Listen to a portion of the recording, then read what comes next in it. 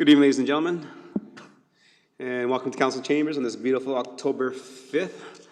As you can tell outside, the leaves are changing color and it's just beautiful out there.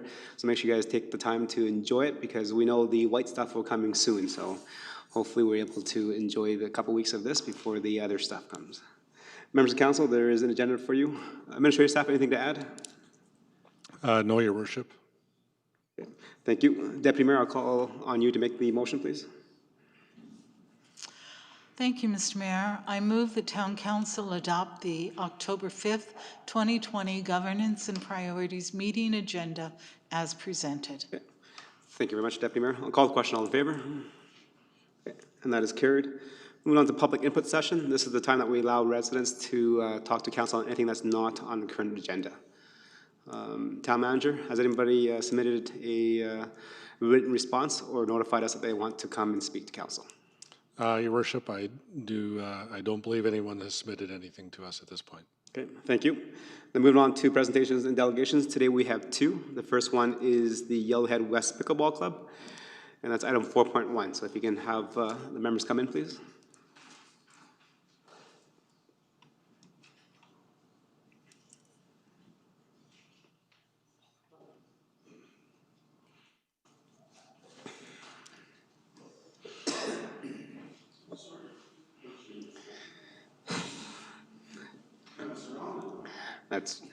It feels like we're so far away too.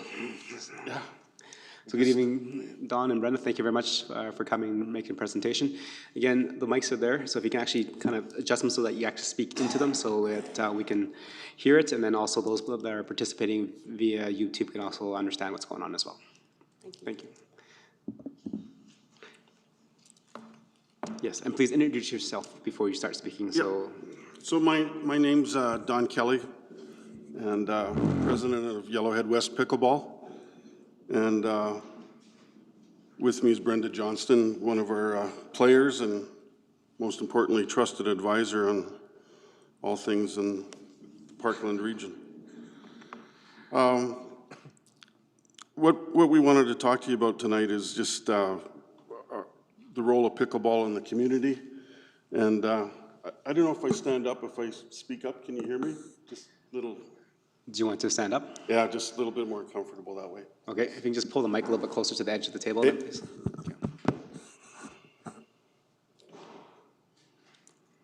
Okay. So any of you played pickleball?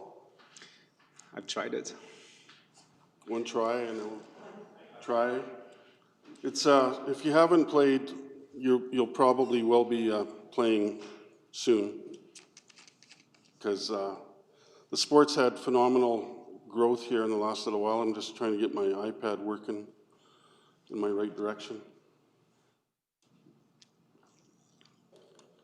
So if you can go to that first slide there, just the pickleball players, they're pretty addicted. Once they get playing the game, they get pretty hooked on it, and they find they sleep better because they get some physical activity and they're out there pounding. It's kind of like being in intramurals all over again back in junior high or high school. That's kind of the feeling a lot of people get out of it. The number one goal of Yellowhead West is to promote the development of pickleball in the Yellowhead West region, and we primarily define that right now as the county of Parkland and West, and we've got some players from fairly far out west, and this works out good because Stony Plain's part of their regular travel to town on that. And one of our roles that we look at is to secure and lease and expand facilities to play in. And if you go to that slide right there. So the unfortunate thing in this country, as you all know, is summers are unfortunately short and winters are pretty long.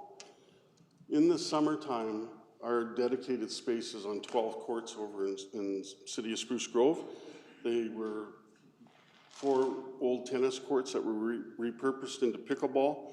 They sit on top of the second water reservoir in the history of Spruce Grove. The first courts that we had were on the old reservoir. There was 2 tennis courts there, and that was transformed into 6 pickleball courts. So those courts, those 12 courts, if we run them 12 hours a day, and then in the summertime, we get 16 to 20 weeks of play there, not counting for rain or really bad windy days. So we got about 1,000 weekly court hours that we can play there. And of those, about a third of them are in the evening. And the evening, we're kind of blessed with some long days, so that helps out quite a bit. The other side of that coin is winters are long here, and winter pickleball is becoming more and more of a thing. People get playing it in the summertime, while they want to play in the winter too. And then actually, as players get experienced, they almost look for a little bit less formal play in the summertime because there's lots of other things to be doing, golfing and work around the yard and barbecues, and there's all sorts of other activities. So we're even seeing a bit of a movement where the winter season is becoming the season, and then the summer season is more people are, especially with COVID this year, creating their own ad hoc groups, groups of 8 to 12 people to go out and play. But the reality is here in the wintertime, and this is pre us starting to use some space at the Pavilion, is there's 3 multi-use courts at the Tri, and when I say multi-use, they share the gym, and because of the spontaneous use definitions, you can have 18 players playing. There's only 12 players can play on 3 courts.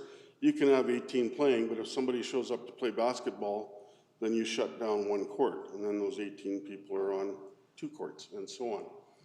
There's one school, the Christian Living Water School, that we have space in that we utilize for this winter for 2 weeknights. And again, there's 3 courts there, and we're able to use it on the weekend. But those courts in total give us about 2% of our summer hours, and only 8 court hours are available in the evenings. And then that's been restricted further this year with, again, with COVID, the drop-in usage thing that we had at the public schools isn't currently available. So the bottom line message there, all sorts of demand, not much place to play in the wintertime. The sport itself, just stepping back and looking at it, is 2017, where this graph is, 60,000 players in Canada. Now it's estimated there's 75,000 players in Canada. Number of courts has continued to grow dramatically. And when you look at the bottom there, that's Pickleball Canada membership. It's a fledgling national organization, and pretty much every province now has a provincial organization, Alberta Pickleball, BC Pickleball, etc. The biggest growth provinces have been Alberta and BC, and that's where there's a lot. Locally here, we started with approximately just under 30 players back in 2012, and now we've got about 700 or 500 players. And the big surge is yet to come. I'll talk about that a little bit later, but because of the popularity of the sport, as soon as somebody starts playing, they start telling their friends how much fun they're having, and that's what fuels a lot of our growth, is people are getting out. There's also a bit of a backdrop of everybody's trying to be a little bit more physically active and getting out. And pickleball is a fairly easy sport to get in and get participating with. It's not huge barriers, it's like with golf, there's not huge barriers to starting golf, but there's a lifelong time of frustration in playing that sport. It takes a long time to master, if you ever master, some of the different shots. Whereas pickleball, it's pretty much, you come in, it's a mixture of ping pong and badminton and tennis, and it doesn't take as much hand-eye thing as one thinks it does. It's a pretty forgiving game, and that's what fuels the popularity of the game. So big growth and big movements. So what I wanted to talk about is utilizing the Pavilion for inside courts, and we've sort of had a trial run at this. I guess if I can, I had the opportunity to meet Mayor Choi back in March of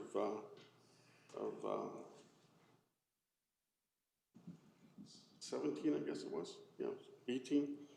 And, I wasn't even aware of the Pavilion being here, and I sort of feel ashamed about that because it's a great facility. And was really blown away when I got to have the tour of it in July of 17. So then in the summer of 18, or fall of 18, we approached about putting some teams in there. And basically the model is the facility, just the pavilion portion, pretty busy on the weekends with trade shows and that, not very busy during the week. We're wondering if the trade show model could be potentially impacted by COVID, either in the short run or the long run. Is that something people are going to continue to do?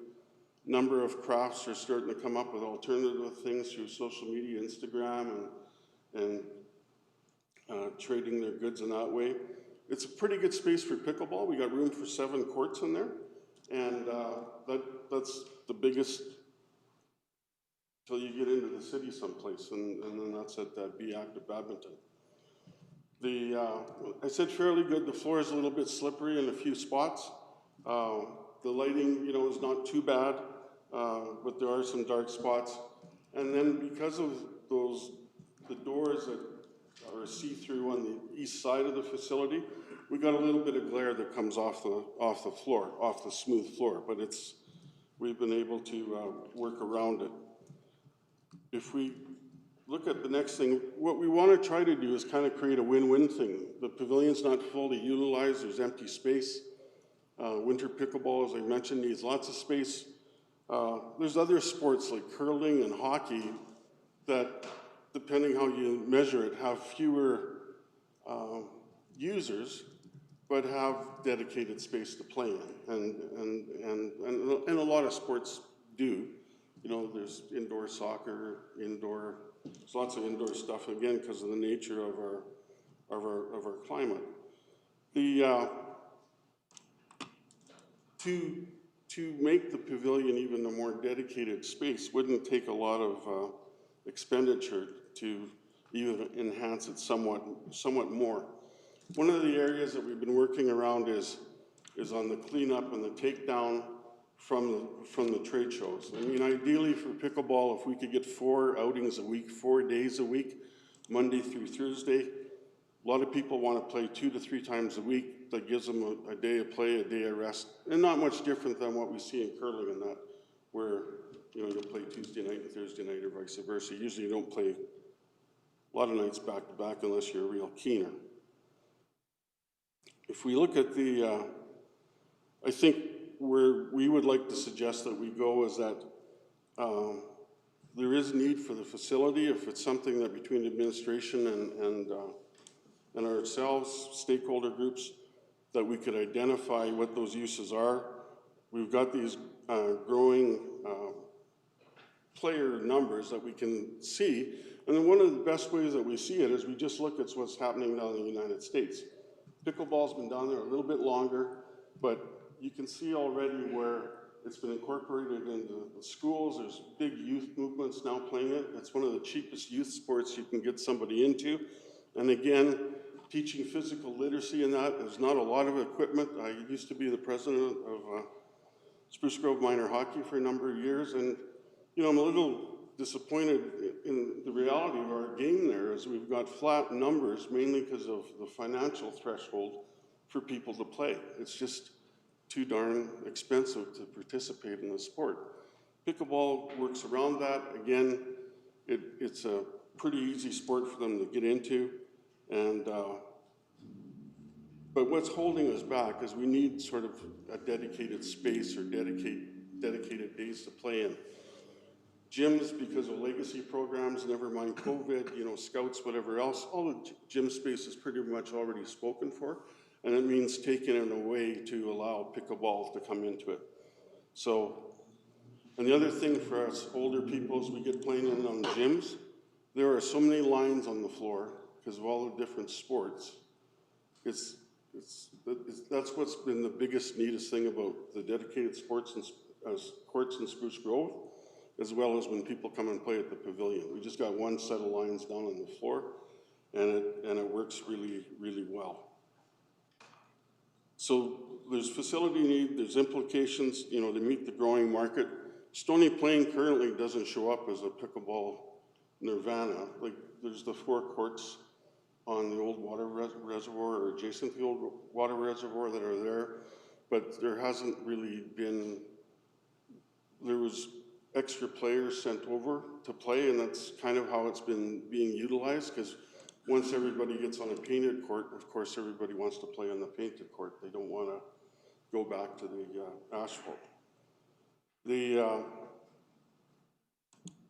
You know, that's, I guess, primarily this demographics, if you go to the next slide, that's coming up. I've commented on youth. We've got a lot of physically disabled people, like the rules have already been set internationally for disabled play.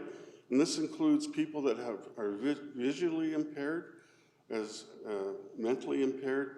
The sports had a lot of good therapeutic things with Parkinson's patients, cancer survivor patients, and heart attack people, because one of the big things of all those diseases is get out, get active, get some camaraderie going, and through the sport, that's one of the biggest things is the whole social interaction. Everybody's always visiting and stuff.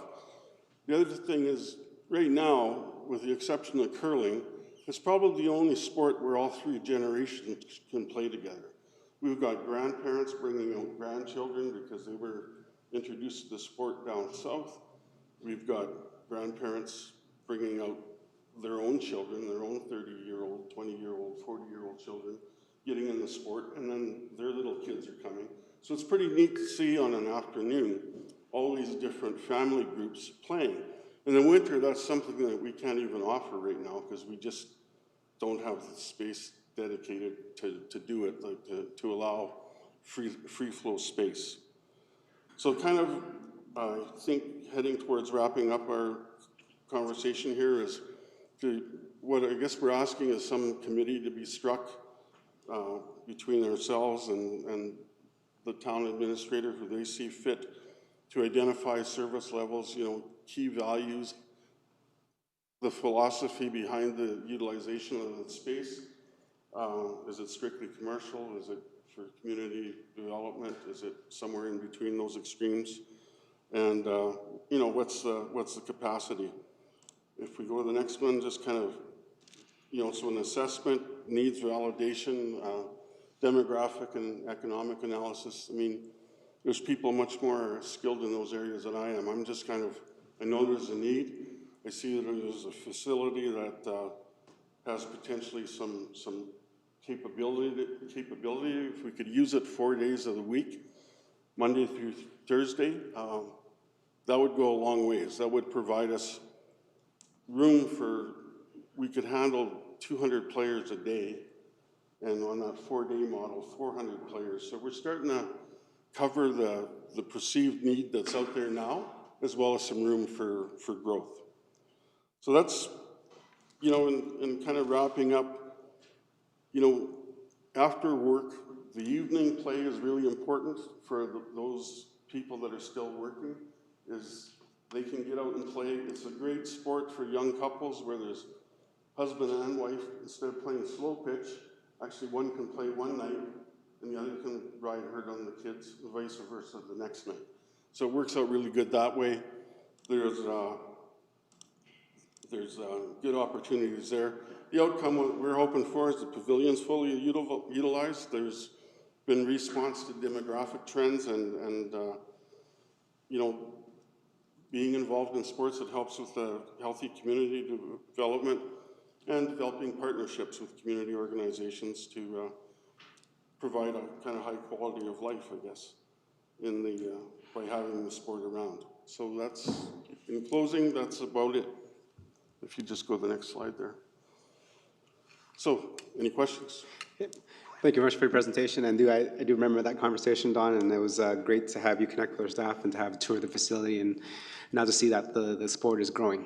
I played it a couple times, and you're absolutely right. It is a joy to play, a lot easier in my joints than playing, I don't know if I shared the story, I used to play tennis, racquetball, and squash, and all those racket sports, and that is hard on your body, especially as you get a little older. I'm not saying you're old or anything, but I'm saying as people age out, it's easier to do pickleball versus some of the other sports that are typically part of our vocabulary. So I'm glad to hear that it's growing. You asked about kind of facility rentals and if there's kind of an approach that the town takes. So with a lot of our facility rentals, our staff do a really good job of kind of mitigating and evaluating who's renting what. So for example, if it's a local minor sports teams or local groups that are geared towards youth, usually they are charged a 75% rate of what the normal rate would be, just because we want to support active living in our communities and get the kids involved. For adults within our community, it's 100% of what the rate is. Because we understand, it's still a business proposition. We still need to be able to pay the attendance, turn on the lights, etc. And if you're a group that is outside our community, or if you're a group within our community that is using it for a for-profit event, like a fundraiser and stuff, we charge 125% of what the rate is, so that helps us offset some of the costs. However, even with those different tiers, we still lose money operating facilities because most of the time we rent to youth and minor sports groups because that's what we want to gear our kind of marketing to. So, and you were asking that, can you get more time? So my question is, have you talked to our staff like the last time we had? Is there more time to be rented that you can kind of juggle? There is. Okay.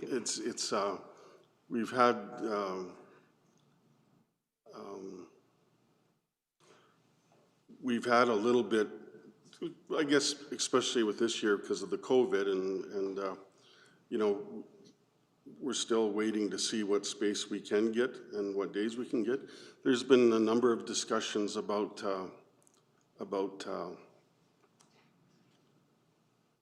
how to grow the sport, how to get it out there. We've got a really sweet opportunity this year because a lot of people aren't going to go south, so we're looking at that. But it's just right now we're just waiting for the clarity about what space we can have. One of the other issues that we're trying to work around as a nonprofit and at the same time meet the requirements of the facility for revenues is we've been able to move from up to just about 4 full commitments a week of 8 hours. One of the barriers is our evening play. It's double the cost of our daytime play, and it makes it somewhat cost prohibitive, and it doesn't seem to be other demand for that space. So that's one issue we've been trying to work through, is how to, we did a blended rate last year where basically the daytime players are subsidizing the evening players, and to do that. The other issue on trying to grow the thing is the ability, if it's possible, that on the shoulder times of where we've got sessions, if we could get some pro rata rate for those sessions. So, because it's hard to instantly have 28 people to start a program, but if we can pay the equivalent of the per head cost of the 28 people for the 15 people that are there, that helps. Because at this point, we don't, maybe because of the newness of the organization, we haven't been able to run any fundraising to create the financial surpluses that we would need to, okay, we'll just run with 15 people even though we got room for 28, but we can't get, we don't at this point have 28 people. So for the shoulder times, it would be good. The other barrier that we have is when that prime time rate is set, I'm not sure what defines the time, because again, it doesn't seem to be much else going on in the evenings except pickleball, but it starts at 5 o'clock. So that really impacts the youth programs, because right away, the sweet spot for youth is probably from 4 till 7. And that 5 o'clock start kind of bounces the deck a little bit hard one way. Okay. That's good. Shoulder times. Good. Thank you. I have some more questions, but I'll open up the floor for members of council to ask questions of clarity and understanding for your presentation. And definitely appreciate what you are doing with the sport in our community. I think I've been invited quite a few times to Parkland Pickleheads when they have their tournaments in the summer and a few things. Do you guys, like you said, you haven't been able to do fundraisers and tournaments because you have limited space, or just? I'm sorry? The reason why you can't have tournaments and fundraising, is it because you have limited space? Yeah, newness of ourselves. We were all set to have our first tournament last spring, which would have been a major contributor. We had room for 230 players, and we had a little over 200 players get registered for the last weekend in March, but then weren't able to proceed. So, yeah, the ability to have a fall tournament and a spring tournament is a great revenue generator, both between the play itself. The players are paying a premium over and above the session thing, but even comparing, like I'm a Picklehead member too, but even comparing our tournament that we were doing versus our summer smash that we have with the Pickleheads, there's no facility cost. Whereas for us to run the facility this past winter, you know, we've got a $3,500 hurdle to before we even have play. But we were able to do that. You know, like we had the players sign up. We were at a cost lower than the Picklehead one, but it just cuts into that margin. And I'm not saying that that should be given to us gratis, but that's one of the barriers that we have. Thank you. Members of council, any questions for clarity? Councillor Bennett. Thank you, Mr. Mayor. That was an excellent presentation. Thank you very much. Gave me some new information. I'm glad we were talking about revenue. I'm wondering, when you go to the Tri, what are you charged in the Tri to use their facility? Within the Tri, different people participate different ways. Either they're already monthly subscription members, or they're seniors, or they're just going there for an, you know, one-off session. So on the one-off session, I believe the cost is right around that $12 for a drop-in rate. But there's, you know, the negativity about that is if people invest the $12 and then get pushed out in the spontaneous use thing, it's not as. So you don't rent the facility, Mr. No, Mayor, no. through you? Yes. You don't rent the space At the Tri? at the Tri? No. So, okay, so I think Don is talking about the drop-in sessions at the TLC. Is that what you're talking about? Yeah, and there was some dedicated space at the Tri in the past, but it was just one slot on Thursday night from, I believe it was 8 o'clock till 9:30. And you, as a user, somewhere you got to pay at the door to get into the facility, either through your monthly membership or your drop-in fee. Mm-hmm. No, I thought that perhaps the club itself rented the space in the facility. There's no space available to rent with the current allocation between programs and spontaneous use. Thank you. Ms. Mayor, another question. Are there other pickleball clubs in our Tri-region? Well, there's the Parkland Pickleheads and Yellowhead West. Most of us are members in both. It's not exclusive one way or the other. And I wouldn't say we're directly competitive with one another. We've mainly focused on weekday winter play, and we don't offer at this point any summer programs because, you know, the Pickleheads are running a pretty good program, so there's not any need to compete over that. You know, and in fairness to the Pickleheads, I mean, I think one could argue that Yellowhead West should be able to have access to those courts too, but at the same time, there's no reason for doing it because we are cross members, and the Pickleheads are the ones that, you know, put in the money in where the initiative, you know, and I always get the acronyms mixed up, but it was a provincial grant where I believe they put in about $20,000 and the province supplied another $60,000 to $70,000, which allowed for the resurfacing of those courts. Mm-hmm. So I don't, you know, want to elbow into that. I mean, we'd certainly welcome the opportunity to look at developing space in Stony Plain, whether it's on the old reservoir, which is a mirror image of what's been done in Spruce Grove, or, you know, with the new, you know, I'm not sure how to describe it because, but you know, your proposed development of new sporting facilities down south, in the south part of the town, you know, certainly we'd welcome that opportunity to participate in something like that.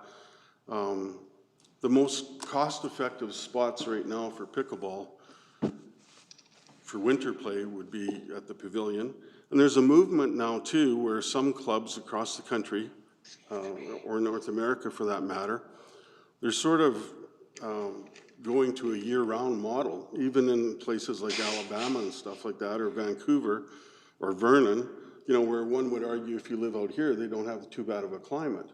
But they have heat issues, they have rain issues, they have a number of other issues that prevent playing days. And I guess it's not much different than outdoor hockey ice or indoor hockey ice. You know, if it's brutally cold or whatever, it impacts the ability to utilize the space. So in those movements, the model there is the players go into a subscription thing. Or it's like a golf course model. You buy your membership and you play. There's a number of business models like that. Closest for us in that climate is in Montana. Okay, thank you, Mr. Mayor. Thank you. Go ahead, Councillor Matthews.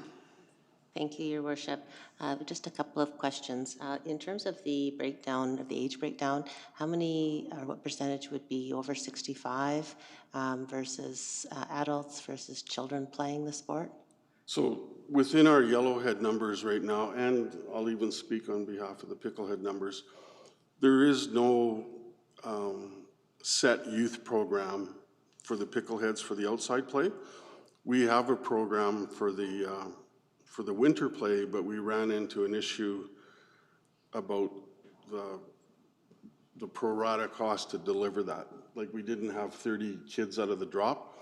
If we look at locally here, the biggest component, the biggest single component of players would be people 55 and older. That's and even in North America now, that's still the biggest demographic group. But having said that, and using and referencing to what's going on down south, the youth side of it is growing. The youth membership in the USPA, United States Pickleball Association, is just hockey sticked like the original. And then that age group, call them the working young, you know, from mid-20s, early 20s to that 55 group, you could almost split them into two groups, has also had phenomenal growth. But down south, it's been led by that probably next cut, 35 to 55, then the kids, then 25 to 35. Okay. And when I say kids, I'm saying 25 and younger. Yeah, I'm starting to call the youth 25 and under as well. Yeah. May I follow up another question? Sure, go ahead. Thank you. My question is through you to administration. We have, and I guess speaking on behalf of an experience with council, that we've provided some support to other nonprofit entities who were not able to fundraise effectively at this time. And so I'm wondering also, because of the use of the facility right now is potentially low, because of COVID experience as well. Is there an opportunity to, for example, allow a group like this to, as they're trying to build the sport up, to utilize the facility and maybe provide some concession to do that just for a short period of time, like say, for example, from October to March for this year? And just, if somebody could just provide some feedback on that for me. Good. Maybe I'll just ask the town manager, the general manager. We do have a community grant program that we allow residents or people to apply for to have offset their cost of operating rental facilities, et cetera. In terms of rental, I don't know if the council can direct that. I think it's really up to administrative staff to look to see what's rented, what's booked, and what we have available, because that's definitely a managerial stuff. It's not a governance issue, right? So, town manager, you want to speak to that? Your Worship, I just asked the General Manager of Community and Protective Services to make a few comments on that. Your Worship, through to Councillor Matties, certainly staff have been working with Mr. Kelly and his team with respect to accessing the pavilion. He's corrected to start in 2018. Fall of 2018 is when we started, and I think a lot of discussion has ensued between our two groups related to what is a reasonable fee within the time of which they're booking that facility. that facility wasn't designed for sports, and we're trying to use arena rates as our next closest sport facility of that type of size with respect to a sporting event such as pickleball. So we do have prime and non-prime time rates related to the arena, and we're trying to apply those fees because that's the next best application from a fee perspective for an indoor facility of this nature. So we're trying to be fair and equitable across the board when we're renting or utilizing the facility for a sporting event. And I think we did find, and Mr. Kelly has talked about his numbers being quite low, and we did find that that was a bit of an economic challenge for the club to continue, so we went down to a per-person rate, which I think seems to be a little bit better in terms of the number of people that show up. They pay a rate based on the hourly, and that seems to have encouraged people to come to and play during that time. And those rates are substantially lower than the Trans Alto Leisure Center from a drop-in perspective. So I think there's been some good work done. I know they continue to do work with the club to ensure that we can continue moving forward. And just to go back to some of the weekend time, the trade show market is picking up. We did have a really good drop-off with COVID, and I think we've presented that to yourselves through different COVID updates. But certainly with the new regulations and the new guidelines that are being launched with Alberta Health Services, we're getting more and more inquiries with respect to renting the facility. So we do recognize that the pickleball is important, and it has played a large role for some people's lives over the last 2 years. And we do recognize that time during the week is quite available for pickleball. So staff are working with that. We do try to work with them to ensure that we have enough time on Monday morning to clean up to allow pickleball to come in and use the facility, and enough time on a Friday to allow the weekend events to set up and get themselves ready. So just as an example, while pickleball wasn't playing, we had trade show tables set up in the pavilion full-time rather than taking them up and down, so that eliminated handling and cleaning that had to take place. So there is return to sport considerations that we have to have in place through Alberta Health Services. So staff are again working with Mr. Kelly and his team to ensure that they can come back to play within the guidelines and safely. Okay, thank you. If I could just add too, just in the interest of like full disclosure, the first year the town did, as mentioned, provide us like a per head pro rata thing. Last year, there was a movement towards, paying for a full, commitment of 2 hours at the posted rates. And then as a transition to that, we did apply for funding for the program to help us out, primarily with the evening rate is where we end up being in the red all the time. So we ended up being short, I think, approximately $1,400, and we had $1,500 of funding through that grant that was made available to us. And I think with what was laid out last year, our intention would be to proceed that way. I mean, we went from no set time commitment to last year we were able to get up to these 8 hours of commitment. But we left the play per player model for starting up or bringing additional members on. That one got left by the wayside, and we weren't able to utilize that last year. So if that could be explored, some hybrid of those two, that would certainly be appreciated. And again, if there can be review or investigation, if there isn't an alternative use in the evenings at the prime time rate, that we could come with some, whether it's a short-term or long-term accommodation until we get the sport growing. Because I guess what I'm hoping is someday pickleball's like minor hockey, and that for sure there is a prime time issue. Like there's lots of demand for ice in the evening and stuff like that. During the daytime, not so much. The unfortunate thing is we don't have a lot of senior daytime hockey players. Thank you. Councillor Laurie, go ahead. Thank you, Your Worship, and thank you so much, Don and Brenda, for your presentation. Just a couple of questions for you. First and foremost, you mentioned the Parkland Pickleheads as the other organization. and just taking a quick look, they do have a significant amount, 21 hours per week, of dedicated indoor time, but it doesn't say what facility that is. I'm just wondering where they play out of. Well, right now, the only dedicated indoor space that's available, and I play with it, is at Christian Living Water School.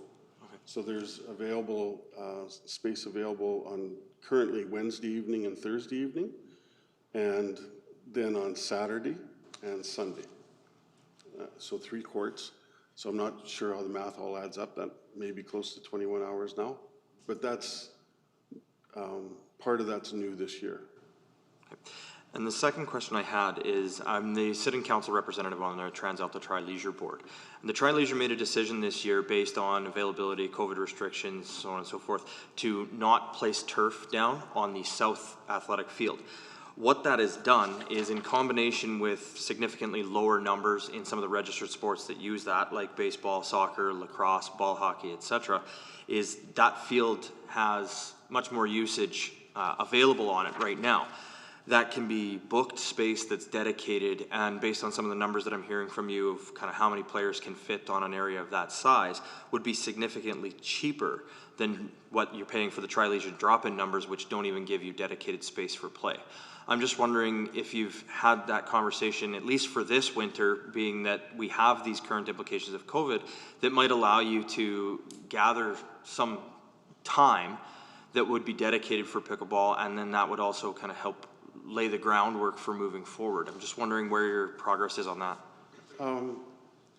Became aware of that about the Tri approximately 8-9 days ago about this field, and yeah, for sure. On the indoor area there, the one that has the plastic tiles down, you know, traditionally before the turf went in the fall and when it came out in the spring, became additional space, but again, it was space that couldn't be planned on or counted for. I mean, certainly it'll be available this year, and there may well be looking to pickleball to fill that void. But in the current model, there's no club in there yet to bring the people.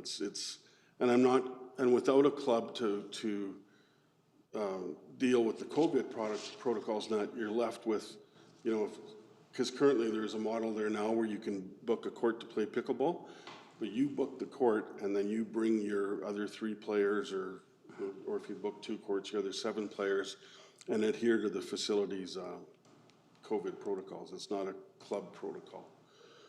The other part of that is I don't want to run off and necessarily chase the Tri, because if things do revert back to normal, we're back to where we've always been. I'm really keen about building the relationship with the town here, with the Pavilion, because even with a return to normal, unless some other user group steps forward to consistently chew up the weekday space, I think there will be always an underutilization of that Pavilion space. Thanks, and just a follow-up comment, Your Worship. I really appreciate that. What I'm more interested in is we have a current concept for a recreation facility here in the town of Stony Plain that we're continuing to work towards. And obviously, pickleball would be utilizing that space when that facility was up and running, or at least hopefully, I believe we would hope that pickleball would be using some of that facility space when that facility is up and running. And so I think I'm really interested to see as to some of the accommodations and how it would work in a recreation center setting. I think what I heard from our general manager and what we've heard before, and we've had some of these discussions, and what we heard from your presentation tonight is the Pavilion isn't really an ideal facility. It is a stopgap right now. It does provide for a space, and certainly I think optimizing utilization of that facility is an endeavor we should be going down. What I'm concerned about is the optimization of that facility means trying to get as much into that facility as possible, and if it's not designed for pickleball and we have another opportunity, would that then even potentially leave you with less time to play? And so I'm interested to see, I'm hoping that you will endeavor this winter, given that that field will not be turfed the full winter, at getting some solid booked space into the Tri-Leisure Center, which will give you that dedicated time that you're looking for. That will give you a dedicated space where you don't have to do drop-in, and you have the club actually be able to facilitate that, because that data, I think, would be fantastic for us as we move forward with our plans for our rec center in determining what type of space we should be looking at ensuring we provide for these type of sports. Just if I can add a comment onto that, is if I said the pavilion isn't an ideal space for pickleball, you know, on a scale, you know, if painted floor court and great lighting is a 10, the pavilion in its current state is probably a solid 7. When we play on the plastic tiles at the Tri, it's probably more like a 5 or a 6 over at the Tri right now on those plastic tiles. Just ball activity and tightness of the courts and no divider fences. The ball rolls into everybody's courts because, like, we've played there. So I mean, that's fine. I mean, we can be made aware of that. Whether we can get that, we can have solid booking times and that there, I'm not sure. I don't know. I haven't been down that path yet. I was strong on the relationship with the pavilion. In answer to the long-term thing, my guess is pickleball's pretty adaptable, can be played anywhere, but if it ends up that it's not dedicated space to the sport, then everybody's always fighting for the space and the lines come down. And what we're seeing most recently, like in Vernon, they had built, with the assistance of the town, they put in 12 outside courts here about 3 years ago. And so it looks just like what we have in Spruce Grove, only there's no water reservoir underneath it.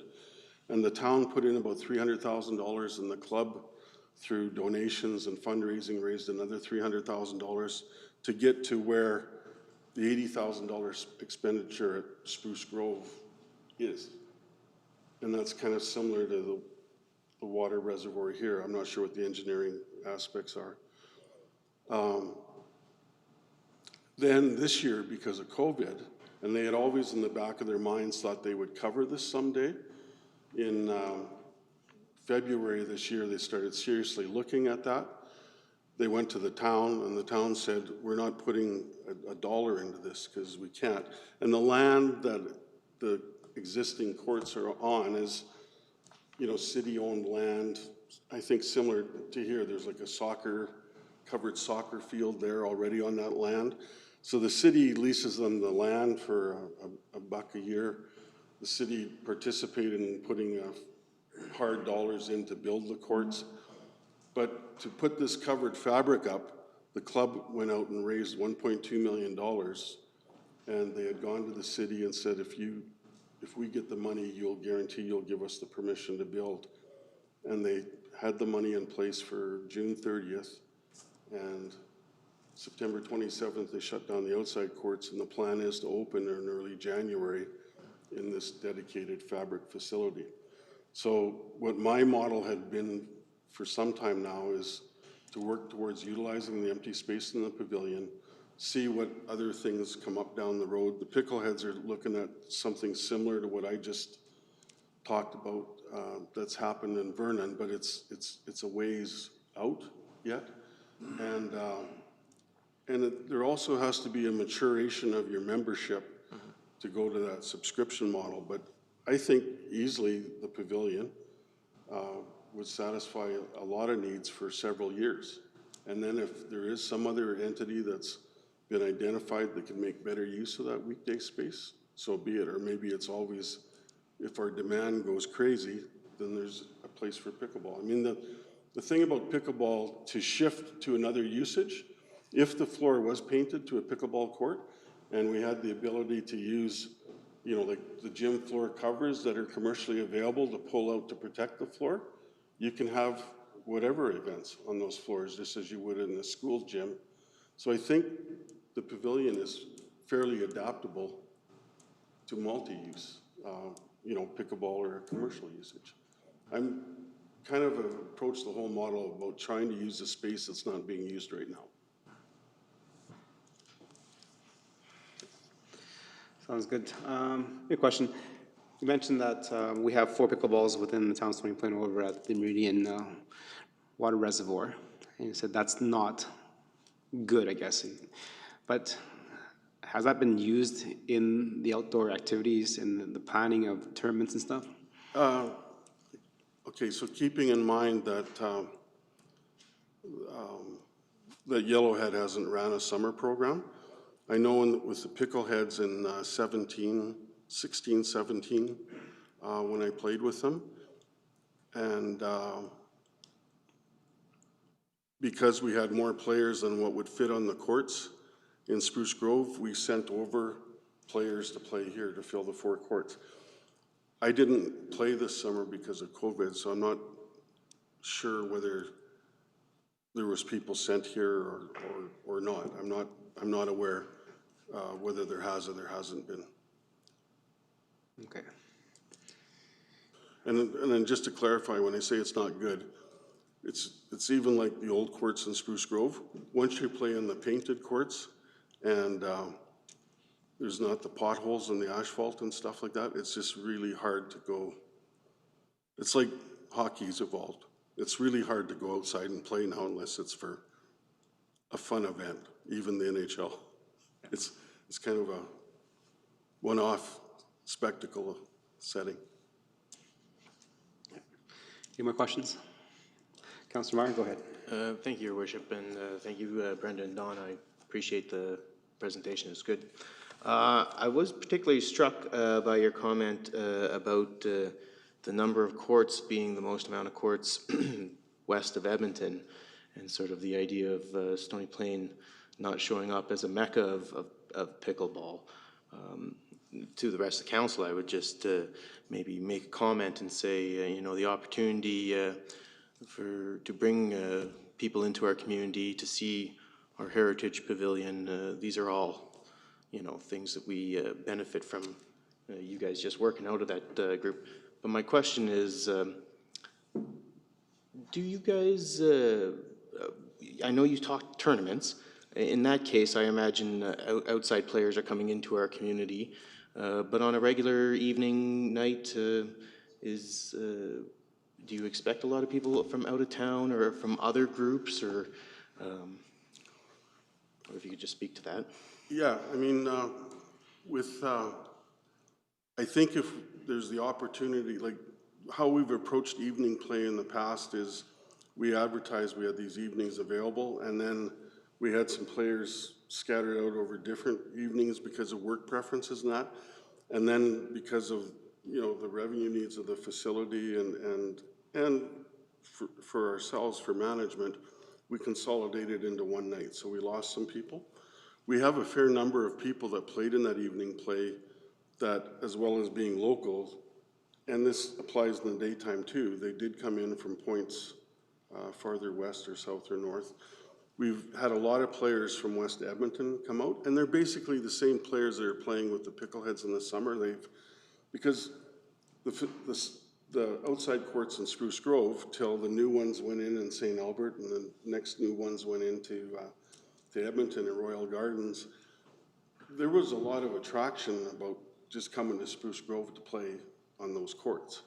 You know, even this current thing, we have all these city picklehead players, but because of hardly anything going on inside in the city and the school system this year, a number of them are playing. So that space that we did have at Living Waters was dramatically oversold. Like, you know, there's only room for 12 players at a time, so it was advertised for 16 players to fill a spot, and there still ended up 15, 16 players on a waiting list.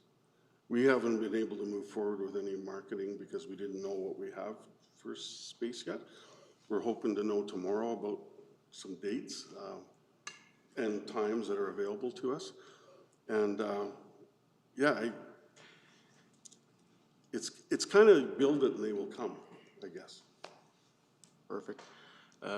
And just one more follow-up through you to administration. It does sound like administration is working with you guys fairly closely. I was just wondering if we could get maybe an update after the season or whenever it would be appropriate, just to see how it went and see if we were able to help you this year. Yeah. Thank you. That's a good comment. Any other questions? Okay. I have maybe just one more or maybe a couple more. You mentioned Be Active was the closest indoor courts for us. And you've also mentioned that there's a lot of members from Edmonton coming out to play here at a pavilion. So what is the cost to be a member of Be Active or the drop-in rate? I'm not exactly sure what the Be Active program is this winter. Traditionally, Be Active only opened from noon till in the evening and was only available for pickleball in the evening. And I can't remember exactly what their hourly rates. I did a detailed comparison back in the fall of 18. I can't remember it exactly. Leslie Schrogren, was one of the founding Picklehead members as well as player, arranged some deal with Be Active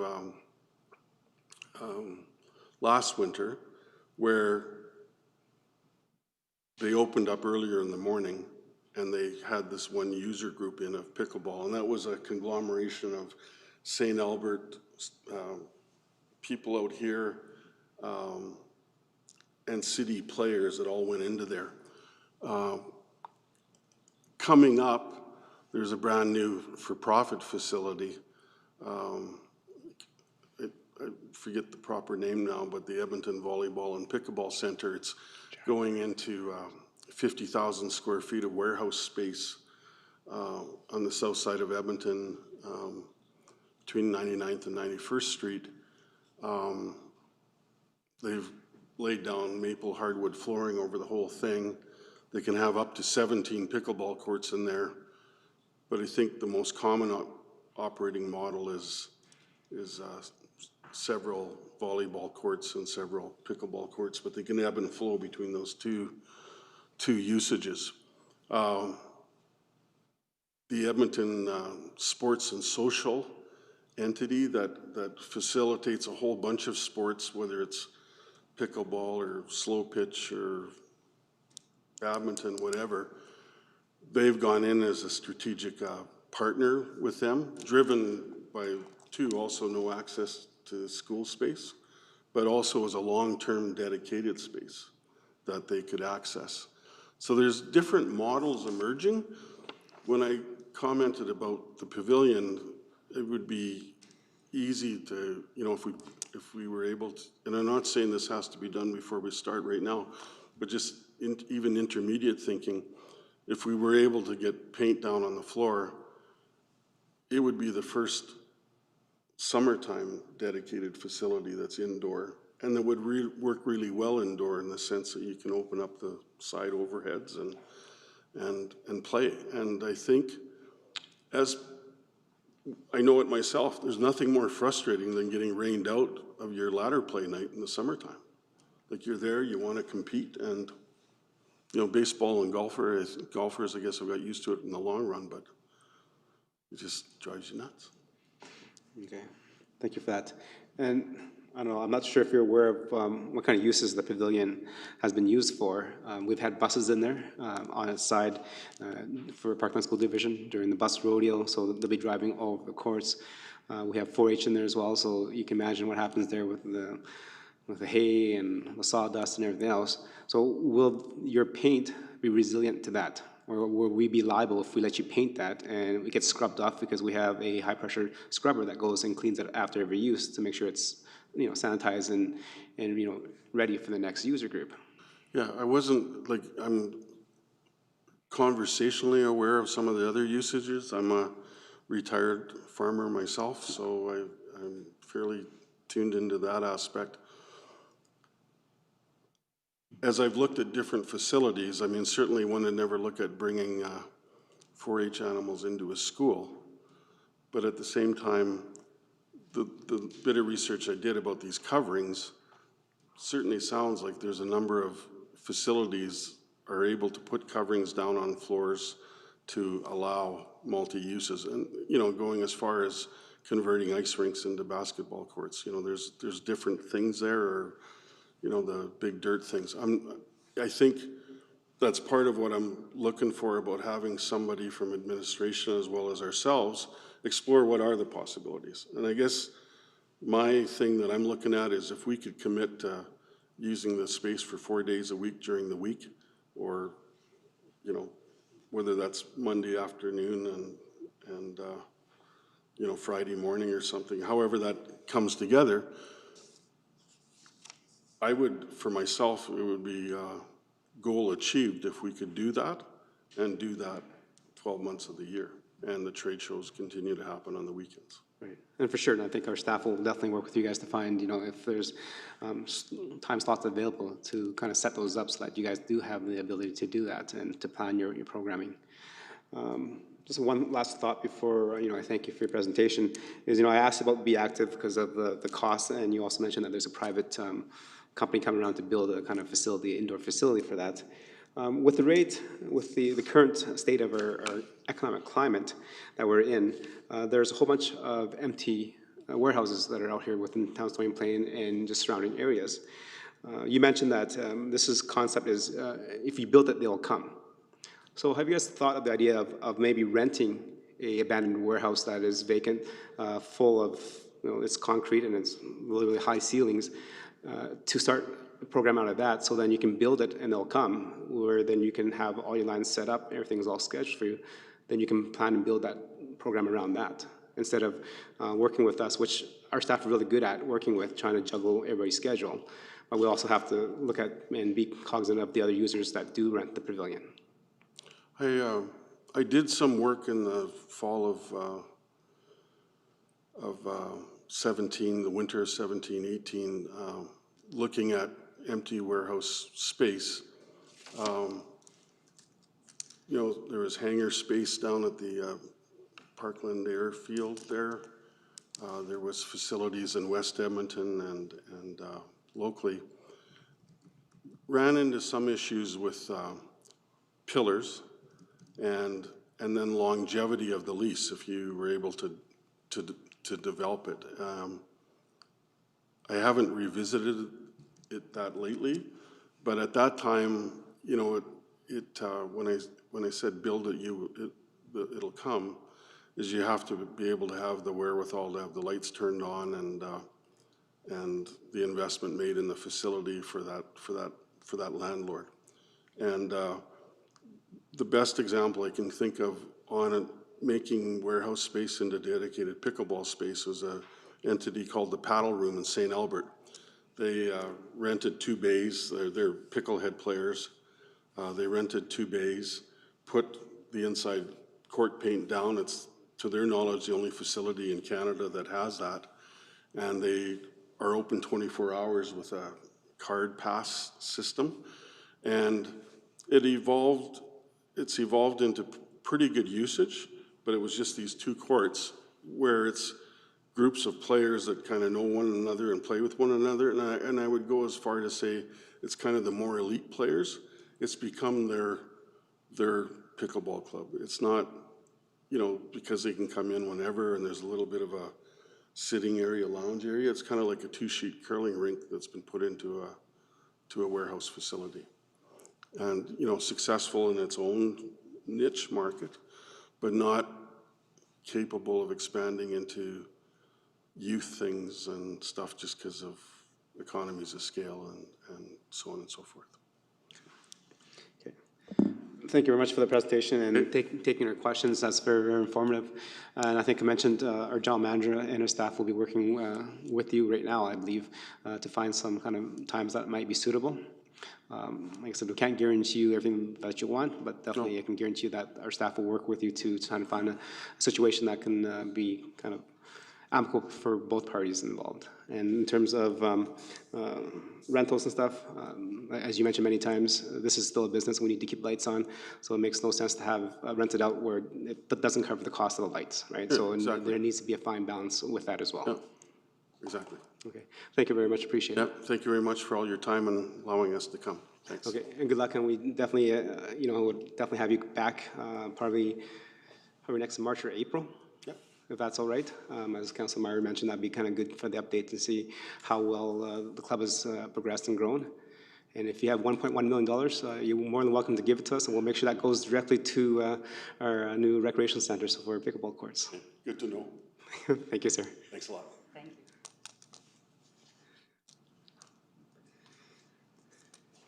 Okay, ladies and gentlemen, to follow and adhere to COVID-19 regulations, we need to take a couple-minute break as we sanitize the presentation area. So we're just going to call for about a 7-minute recess.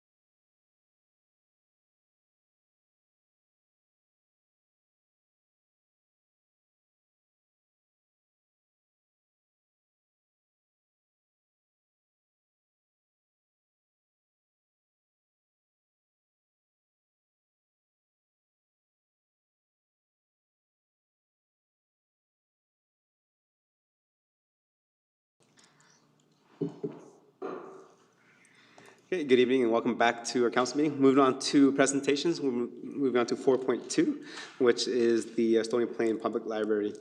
So welcome. And again, if you can just introduce yourselves into the mic before you speak, just so that our audience that are watching via YouTube can understand who is speaking. Good evening, ladies and gentlemen, Your Honorable Mayor and members of Town Council. My name is Todd Haste. I'm the Treasurer and Chairperson of the Finance Committee for the Town of Stony Plain Public Library. And with me tonight is Allison Stewart, the Director of the Library. We're coming here tonight to obviously discuss our 2021 operating budget. And obviously, it's been difficult preparing this budget, obviously due to the COVID situation. And I think we're going to start off a little bit with some background with our 2019 annual report and some of our strategic plans that will lead into our funding presentation. So I'm going to pass that over to Allison to kind of work out the 2019 budget that we can review. So it's not so much our 2019 budget, but it is our 2019 annual report. And we didn't get a chance to do that in the spring the way we normally do because COVID, which is now its own special sentence, and it covers a wide array of different situations. 2018, when we presented to you folks last year, we used the tools that were developed by the Ontario Library Association, indicating the different ways in which public libraries impact communities. And there were various different sections. And for 2019, we utilized their tool, which determines and assigns monetary values to those different areas. And when we plugged in all the numbers into their spreadsheet, for 2019, for each municipal dollar that the town gave to the library, the total social value that we returned to the community was $17.98. That's an enormous sum. For every opening hour we have, it's $1,800. For every individual in Stony Plain, it was $429, and for every household, it was $1,062. A lot of that is determined in different ways, so a lot of that is our programming. There's an enormous amount of programming that we've done, and it also involves a lot of our community partnerships that we've developed. So most of our programming is not just library programming. So what we see here is the MyPath program. And if you look down at that bottom left-hand corner, that's the MyPath program working with the youth center's Gears program in the community. So we do a lot of overlap. And there's a lot of work that they're doing with law enforcement in the community, which engages the kids in a really positive way with law enforcement. And I know that some of the conversations we've had with SESS, that without the Coffee with a Cop community and some of the less than positive portrayals of law enforcement in social media, they're really looking for ways to engage in those positive ways with young people and the families in the community, and how that strengthens our community to have engaged citizens and safer communities. Entertainment and enjoyment, of course, is something we do well at the library. And not just the things that we do, but also the spaces that we provide. So the top right corner, or top left corner there, that is the Cohesive Communities Parents Group that meets. And those are the parents who have children with complex needs. And if you're familiar with that, they have respite workers. But parents with children with complex needs have enormous mental stresses and demands on their time. So the program that we're working with Cohesive Communities gives those opportunities to connect and engage with each other while their children are taken care of by respite workers in the library. So they have a chance to take a break and enjoy themselves and connect with each other and take a little bit of that mental stress away from each other. There's an economic impact in terms of the computer use in the library, exam administrations, the number of people who use our computers to maintain or improve their employment, particularly in terms of most large companies have moved their safety and WMIS training to online, and a lot of the people who have to renew those on a regular basis are not familiar with computers. So we spend a lot of time working with them to ensure that they maintain their qualifications and their standards. But it's also the impact of the employment of the people in the library who then return back and come back out into the community as well. There's a lot of impact in terms of the cultural identity and regional integrity in our community. We like to believe that the library is a most inclusive space. We're working on making it even better, in particular with our new building. We can discuss that further. But we like to think that we are a space where everybody is welcome and comfortable. And we've been working in 2019. The library was one of the partners that helped get the Rainbow crosswalk done just a little bit to the east of us, over there at the corner. We worked very hard with the folks who do Pride in the Park and of course with Public Works, and waited for 3 consecutive days without rain, which took till August. In case anybody had any doubts about the summer of 2019, it was wet. But you have, the pavement has to be dry for a day that you can paint, and then it has to be dry for another day afterwards. So it was a lot of chop and change, and Public Works was amazing because we had to keep applying for the permit with safety to close down the road. So everybody in the town was very supportive, and it was great working with them. Social inclusion is a huge issue, was always a big issue, and has become more apparent now as we go on into our lovely COVID times.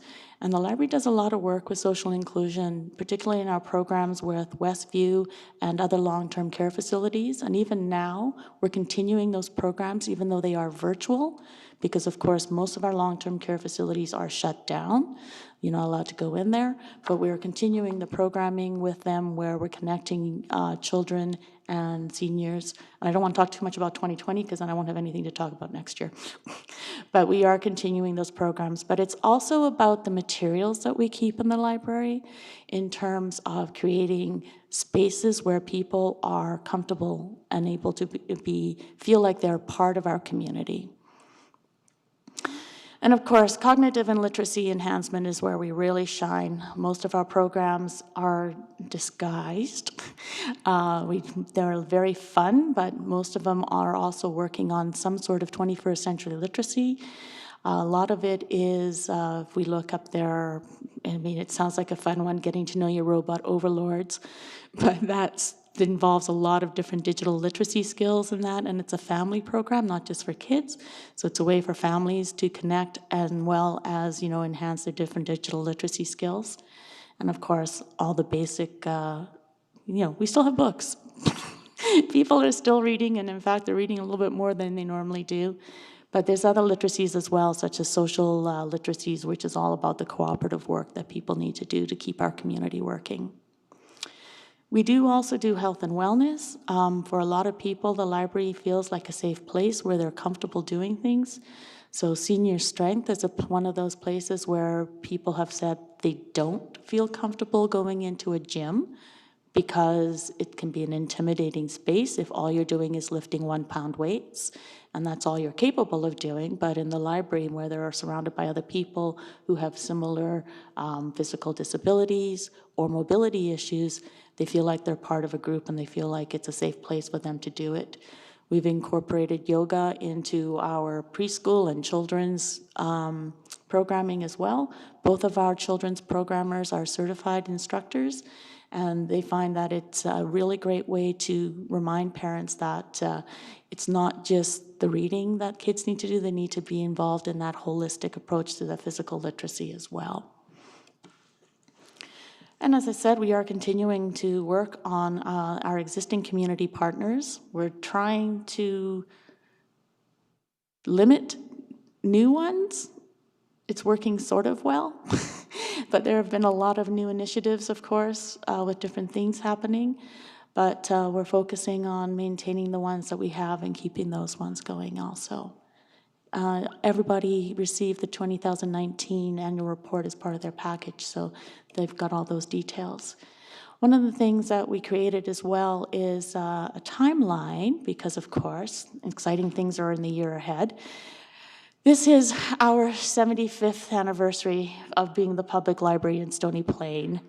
We were going to have a party but no, we're not because COVID. So I have to be honest, I am a little bit sad about that. But Stony Plain has had a library in one spatial form since 1945. And it started out in an empty office on Main Street. So it's very exciting that we are moving through the community. We've been above the hotel dining room. Then we were above the fire hall, which is now at the Parkland Pioneer Museum. We've been incorporated under the Provincial Libraries Act since 1948. Then, of course, in 1950, we were in the community center in that little tiny space towards at the end there. And then we moved across the street from here, which is now the Parkland Potters Guild. And then in 1989 is when we moved to our current space, which is a lot longer than I remember it being. But if you weren't around, we started out at the far east end, we expanded into 2 bays, then we took over another bay in 2005 and 2006, and in 2010 we moved into 1 more bay, and then we ran out of room because there was nowhere else to go. At this point, we are literally 1/2 of that plaza. We take up an entire eastern space between there. And then we're moving, thank goodness, and thank you to Town Council, we are moving into our new space in 2021. And we have a new look to go along with that. And the Connect, Engage, Discover is part of our strategic plan for the next 4 years. So libraries have a plan of service that we're required to file with the province in the Public Library Services branch. So it's the library version of a strategic plan. We chose not to change our vision. It's been our vision for the last 10 years, but we feel it still fits with how the library exists in our community. We see ourselves as creating a world that reduces the limitations people have and that we exist in the heart of our community. And our mission is to connect the people of our community, not just to the knowledge and cultures of the world, but also to each other. We see ourselves as community builders. We did change our value statement to reflect more accurately our vision, which is without limits, and we value barrier-free access. And that's very evident, as we'll see as we get into talking, once we get into the new library, we get a chance to show off the ways in which we've developed accessibility and incorporated that in the new space. So our plan of service has 3 goals. The first one is to connect people, and the key for that is that everyone in the library will feel safe and welcome. And we believe that that's how everybody in our community should feel, and we believe that's probably a priority for Town Council, that everybody in our community feels like they're part of the community, but to feel that way, they all need to feel safe and welcome. We want people to be engaged, so we want people to use the library to develop or enhance their 21st century literacies. Those are social literacies, digital literacies, information literacies, physical literacies, and of course, basic reading, writing, arithmetic literacies as well. And then the third goal is to have more people discover the library, and that we feel also ties in with what the town is hoping for Main Street, with a new library on the corner of Main Street to bring new people into the Main Street core. We feel that we want underserved people to explore the library, but we feel that also fits in with the Town Council's vision for bringing more people into the downtown, into that Main Street, and that's part of that whole downtown revitalization. And we're very excited that we're a part of that as well. And I'm going to turn everything over to Todd, because now we're going to talk about what we need to do to make all of that happen. Thank you, Allison. For our 2021 operating budget, obviously, we appreciate the support of Town Council on building the new library for us. Obviously, we're going to be performing a fundraising campaign to offset a lot of those costs. And we're really excited about moving into the new space. We're looking at our budget, and it's been difficult due to the fact that obviously with COVID, we understand that there are budget constraints. But our big issue that we have moving forward is we're moving into a much larger space. And so we hope that town council understands that certainly our funding request is going to be slightly larger than in previous years because we have a much larger space.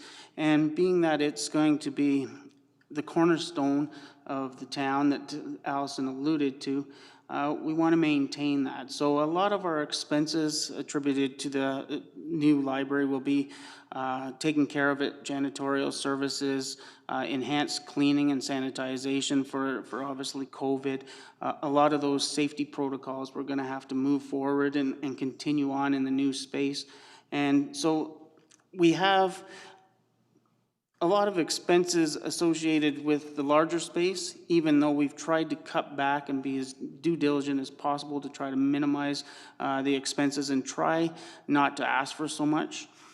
If you look at the funding request per capita, it hasn't gone up substantially over the past few years.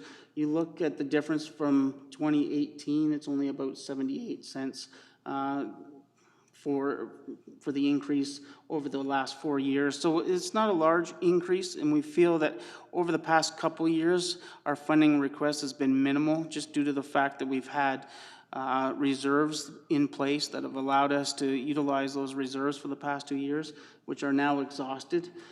So our increase moving forward is kind of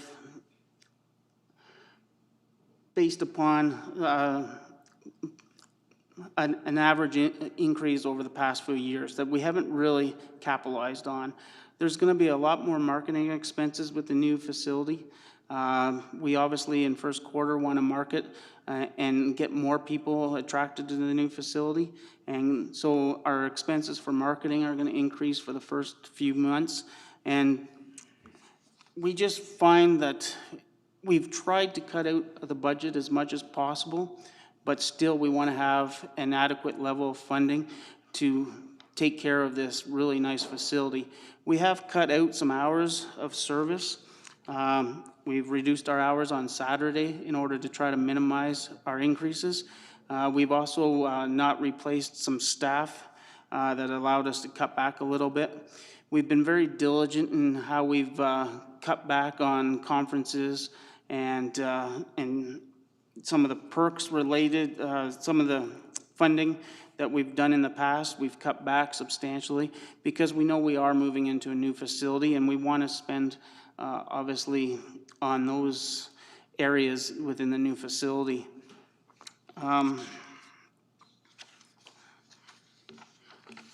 So if you look at the funding request, it is slightly higher than obviously in 2020, and we understand that.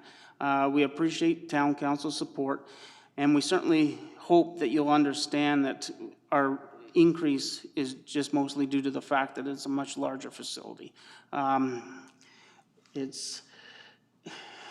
We're hoping that we'll be able to maintain the high level of service that everybody has been accustomed to.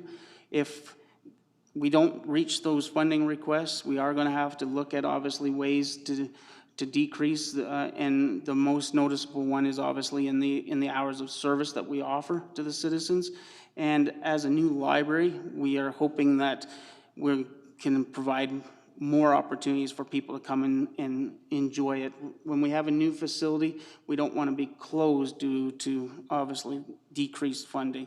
We want to be able to have this new space open and for everybody to come by and enjoy it and do the programming that we've done before in the past at the older facility, and obviously have everybody enjoy this new facility.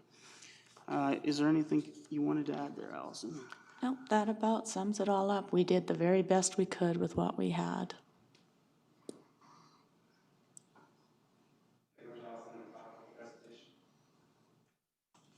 Definitely appreciate the highlights of 2019, and then again, the projections that are going forward to 2021. And as a council and a community, we're excited to have the library move back downtown to where it originated from. As you mentioned before, it's your vision statement was a world without borders, and that was what we're trying to do, is to bring people downtown to the hub and the heart of our community. And libraries are that hub and heart now. No longer our libraries, bricks and mortars, and that's all you have is shelves and shelves of books. It is community gathering areas for youth, teenagers, and our seniors in our community. So thank you much for the service that you provide. Members of council, any questions or comments regarding the presentations? Councilor Loy, go ahead. Yes, thank you, Your Worship, and through you to our guests this evening. Thank you very much. It was a good report. I'm going to refer to page 15 of 175 in our package. And it says future priorities. You mentioned accomplish the capital fundraising campaign goal of 1,800,000. Could you just elaborate on two things? Do you have a time frame that you would like to meet that goal? And what are the objectives to reach that goal? So the timeframe to reach that goal will be, we're hoping to be able to return all the funding back to the town in 5 years for that 1.8. If it's less than that, then hopefully that'll be less than that.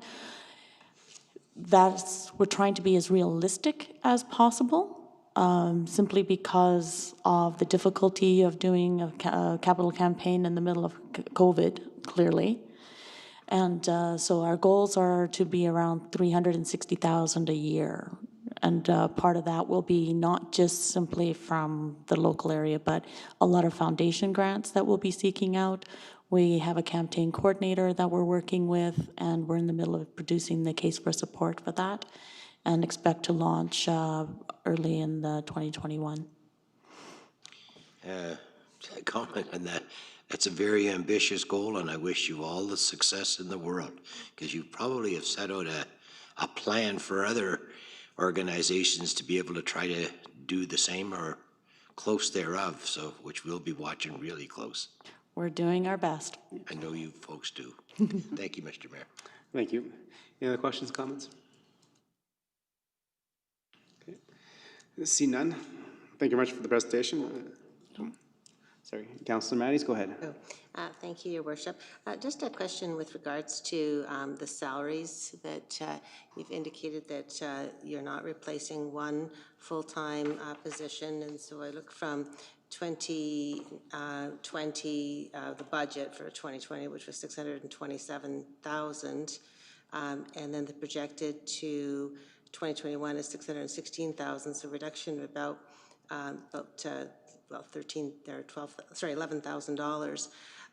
So two questions. The first one is, are you planning to replace that full-time library assistant in 2022? So no, so you're feeling that you'll be able to manage with the existing staff, less the one that you've... So I wasn't sure if you finished your question. The new library has some very cool technology, which includes a sortation machine. So you'll feed the books in there, and the machine will check things in and sort the books out, which eliminates an enormous number of man hours. So the plan is that through attrition and through modernization, I love saying modernization because it's really not that new. Larger libraries have been using sortation machines for a long time, but that new technology will enable us to not have to replace the library assistant. Can I just follow up with one other question? So my next question is with regards to the janitorial service, and I'm just curious because, so for example, we had a presentation from the Tri-Leisure Center that talked about that the actual service was not going to cost anymore, but the cost of supplies would be increasing. So in terms of what is your experience and what do you see going forward? So the really important thing to remember is that our current space does not receive the cleaning that it needs to. Currently, we only get janitorial services 3 days a week. And that is just simply, and to be frank, it shows. Staff do the best they can, and of course now everything's very clean all the time, but that is a lot of staff time. The new service is basically, it's 6 days a week, it's bathrooms being cleaned every day, because with a space that large and a space that's new, it's like changing the oil in your car. It's preventative maintenance because it prevents a lot more costs further down. Once things whatever our new normal will look like when we no longer have to restrict the number of people coming in, the wear and tear on the carpets and the floorings makes for a significant cost. So maintaining those on a regular basis means that we lengthen the lifespan of all of those materials, and they don't have to be replaced as quickly. So the cost is how much? Sorry, the cost is going to about, I believe it's $48,000 a year.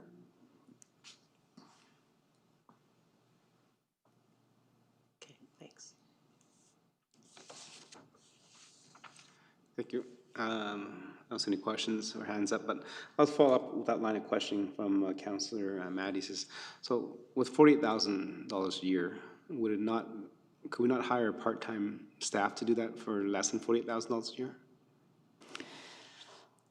The problem with that is then we would have to buy all of the equipment, because currently the contractor that we use, they bring in all their own equipment.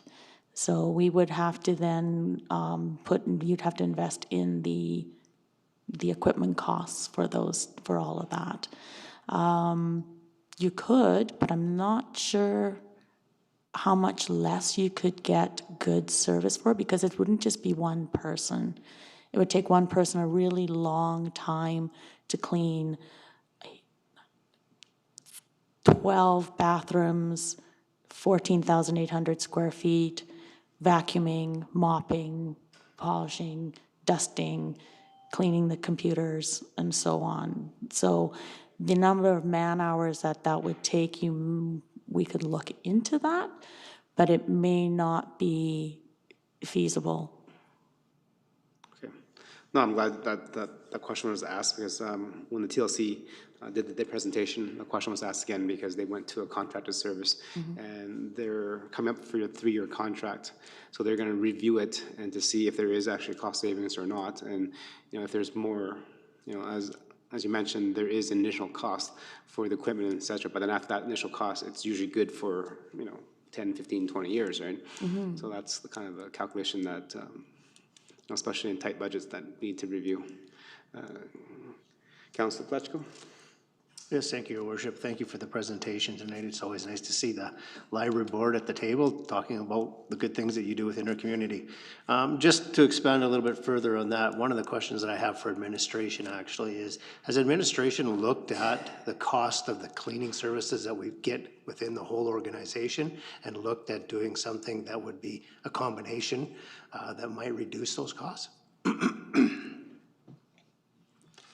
Your Worship, through to Councilor Pletchko, certainly we did do that a few years ago, and with the rate of which you would pay an individual, the benefits and the other types of things that we do typically with an employee relationship, the level of service we found probably would have declined based on the fact that the hours of work typically is after hours. So the janitorial group is coming in after the buildings are closed, and our staff take care of cleaning facilities during operational hours, spot cleaning, and those types of things. So we did look at it, and at the time that we did review it, it didn't look favorable in terms of the overall cost, in terms of some of the things that we incur as an employer, in terms of the benefit packages and those types of things, employer labor standards, and it wasn't to our advantage for the level of service that we're currently getting from the after-hours service. Certainly is something that we continue to review. When contract prices creep up, we definitely do go back through that process to ensure that the contract price is still in our favor versus an employee situation being in our favor, more in our favor. So follow up to that question, administration, I was referring to a contract basis, not an employee basis. Sorry if I misguided you in that.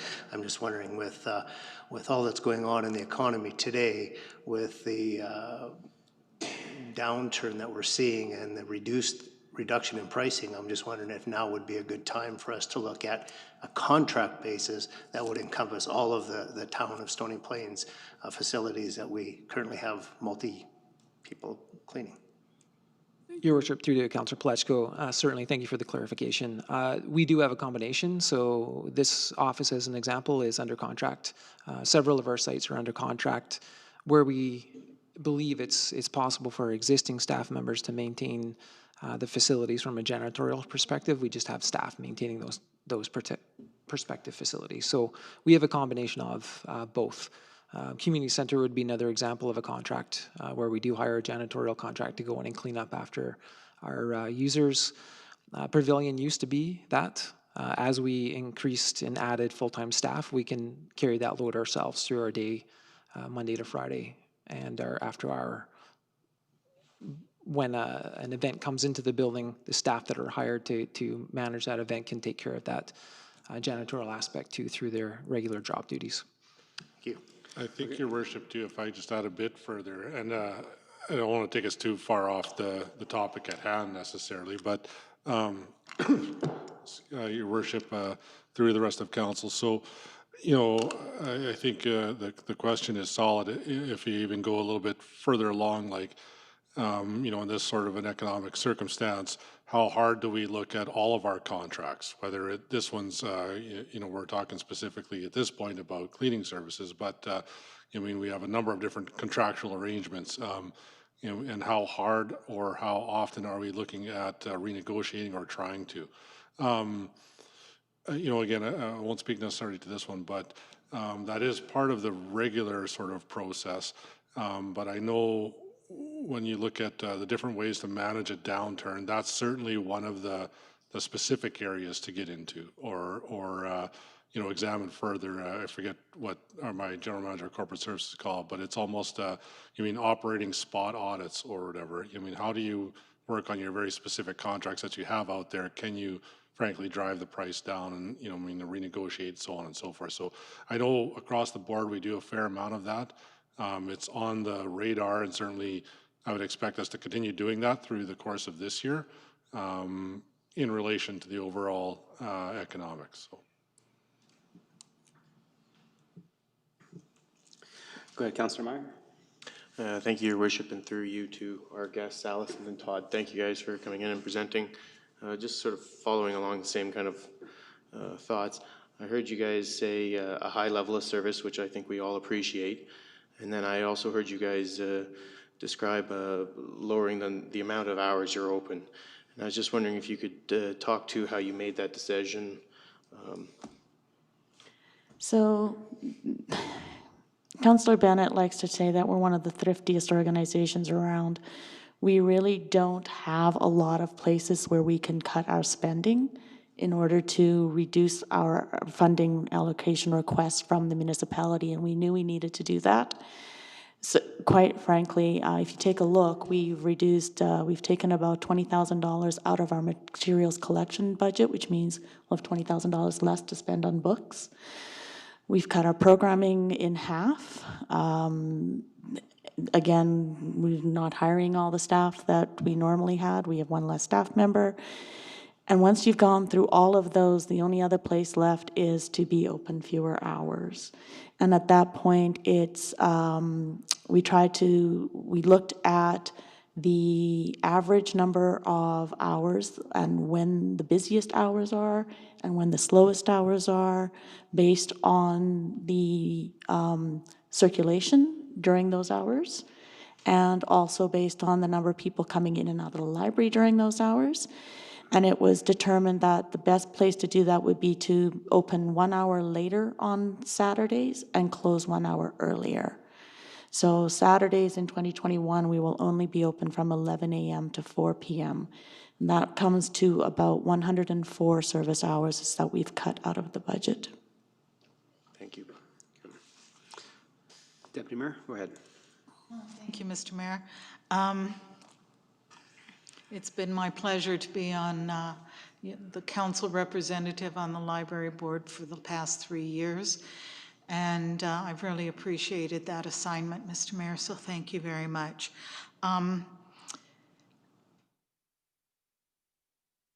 We worked really hard on this budget. As a board, we looked at all the numbers, and I think that what we've come up with here is probably the best that we can get.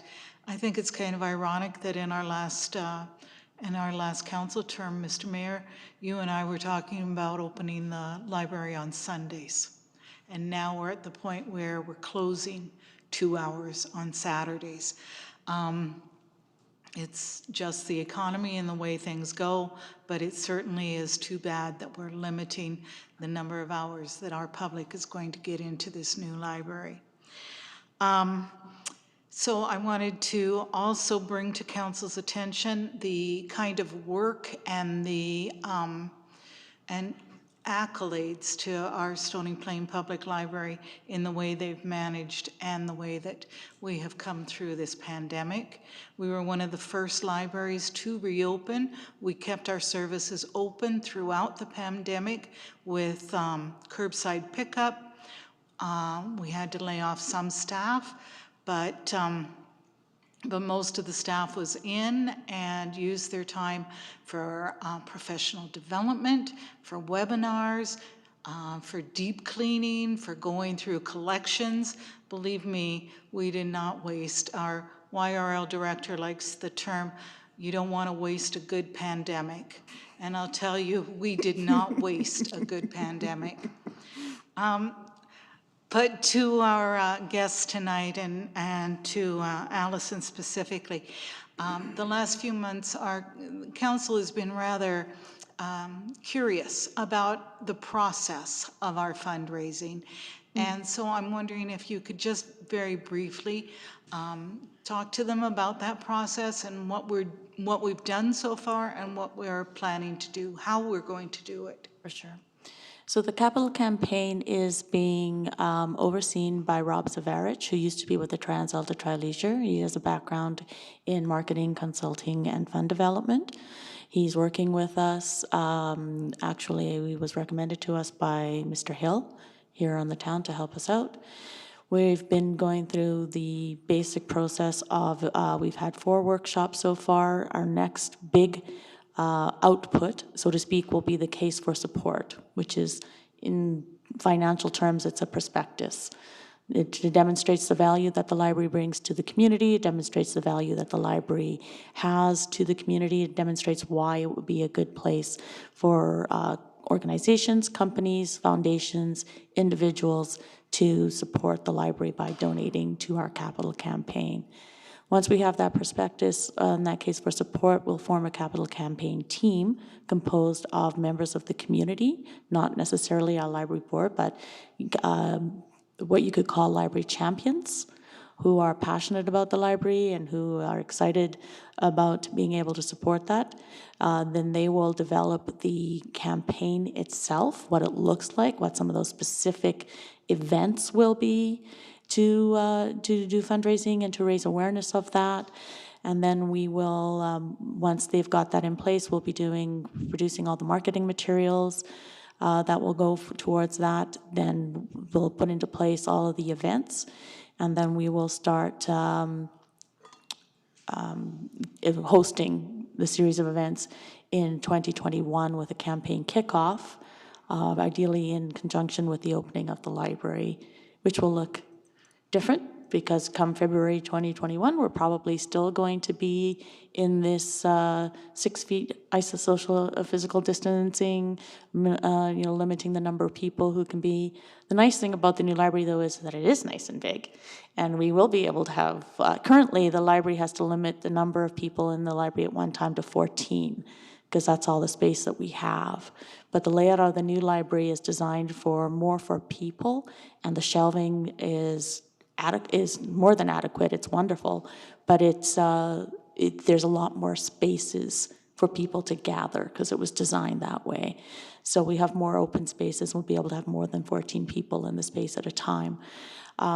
There's already, I actually don't want to get into specifics because it will not be marketed properly later on. But we are planning events that will incorporate the downtown businesses as well, to bring the downtown businesses into the space to help raise their awareness, because there's been construction on Main Street in case nobody's noticed for the last few years. So we want to be a good neighbor, and we want to give the businesses in the community an opportunity to, like, cash in on that excitement about the new library and all the new people coming in. So that is going to be part and parcel of our process as well, is to invite the downtown business core into the library, because people will be coming to look at the library. So we're working out ways that, we can incorporate boosting the business presence in that as well, because we're going to be the neighbors. We're going to be there for a good 25, 30 years, and we want to be a good neighbor to the downtown. Good.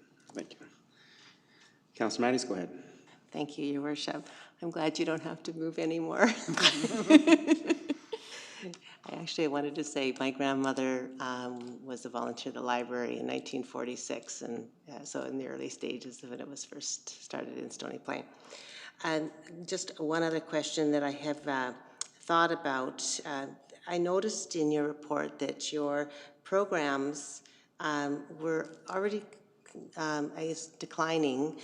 From 2018, there were numbers of attendance were 12,588, and then in 2019, they were down 3,000 to 9,551. And then the programs themselves, they were reduced from 222 programs to 177 programs. And I'm just wondering, and then today you talked about that you've cut your programming in half. So you could explain to me, is this been a change due to just maybe some of the cultural aspects of what you do at the library, or was this just a lack of demand for the programming at the library over the last few years? So in terms of the programming and the changes in the number of programs that we run, it's less about demand and more about refining. So we go through what we call the adaptive cycle, because our growth is never linear. It ebbs and flows, and sometimes things are, it's just their time for them to be over. So that when you see that decline, what we've done is that we are doing constant reviews.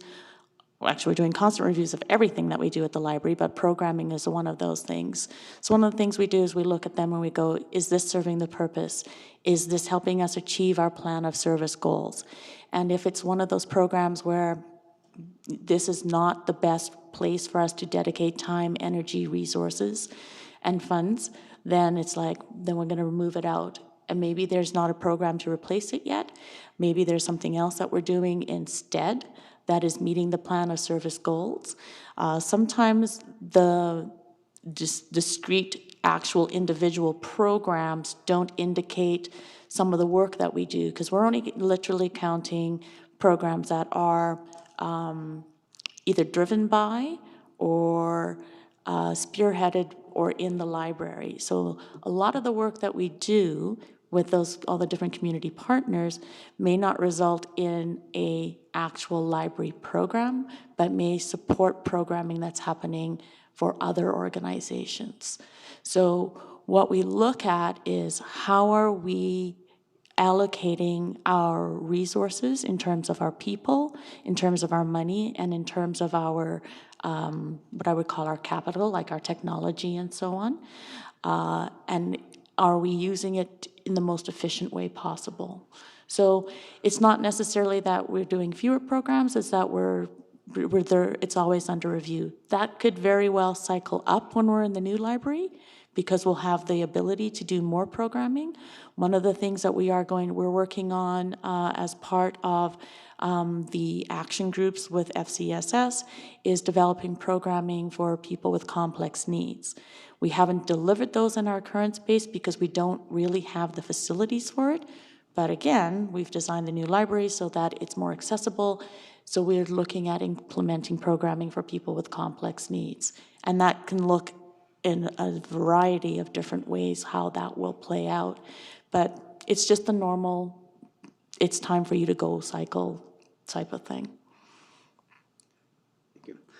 Deputy Mayor, you have another comment? Yeah, just another comment, Mr. Mayor, just to kind of supplement what Allison just said. Allison, if you could show the slide with our partners. I can do that. There you go.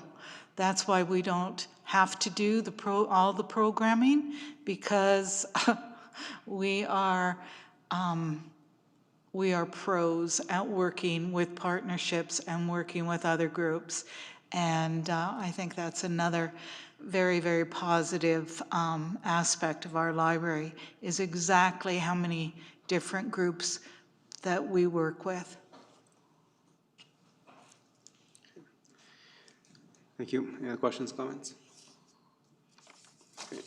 See none, maybe I'll just ask a couple questions there. In your presentation, in the background information, there was a couple of surveys that were mentioned.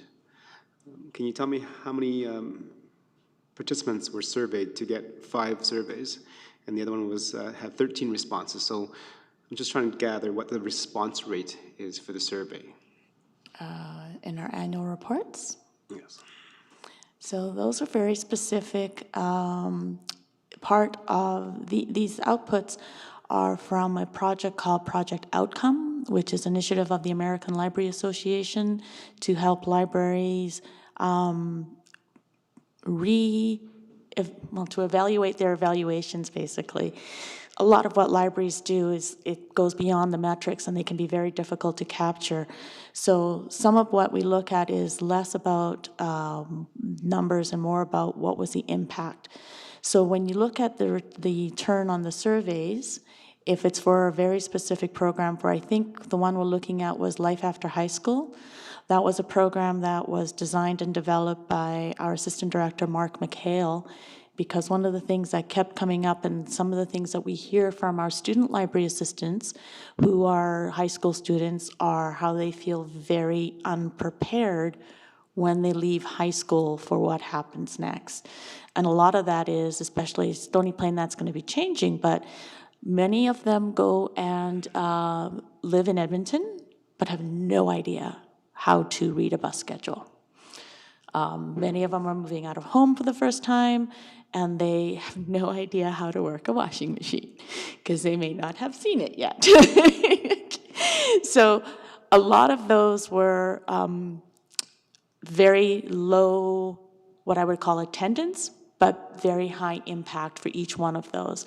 And Life After High School was one of those. I think Mark had about 8. There were 13 survey responses that went out, and because it wasn't all one single day, it was a series of programs with different events on each different day.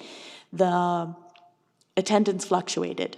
So not everybody came to everyone, but the 13 survey responses that we got for that was about basically those 13 feels like a low number of people, but for that type of conversation and that type of learning for those kids, it makes a difference because that smaller group makes them feel safe.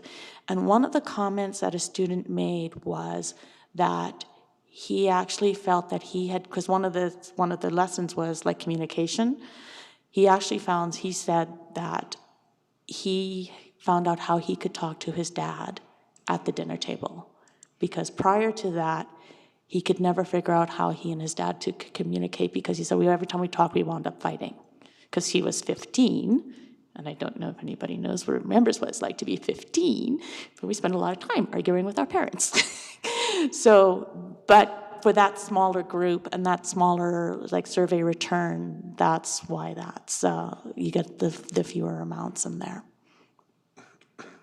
And the one with 5 survey results? I believe that is people? senior strength. And that's another similar program. That's one of those programs where there's a comfort zone for people to be in. Our amazing Laura McGillis runs that program. She's a certified fitness instructor. She also works at the Tri-Leisure Center. And she works with a lot of people who have various different issues. Some of them have MS. Some of them have Parkinson's. And again, it's just not a comfort space for them. Generally speaking, there's about 10 people who who attend that class, because that's our maximum, so Laura can develop the relationship with them.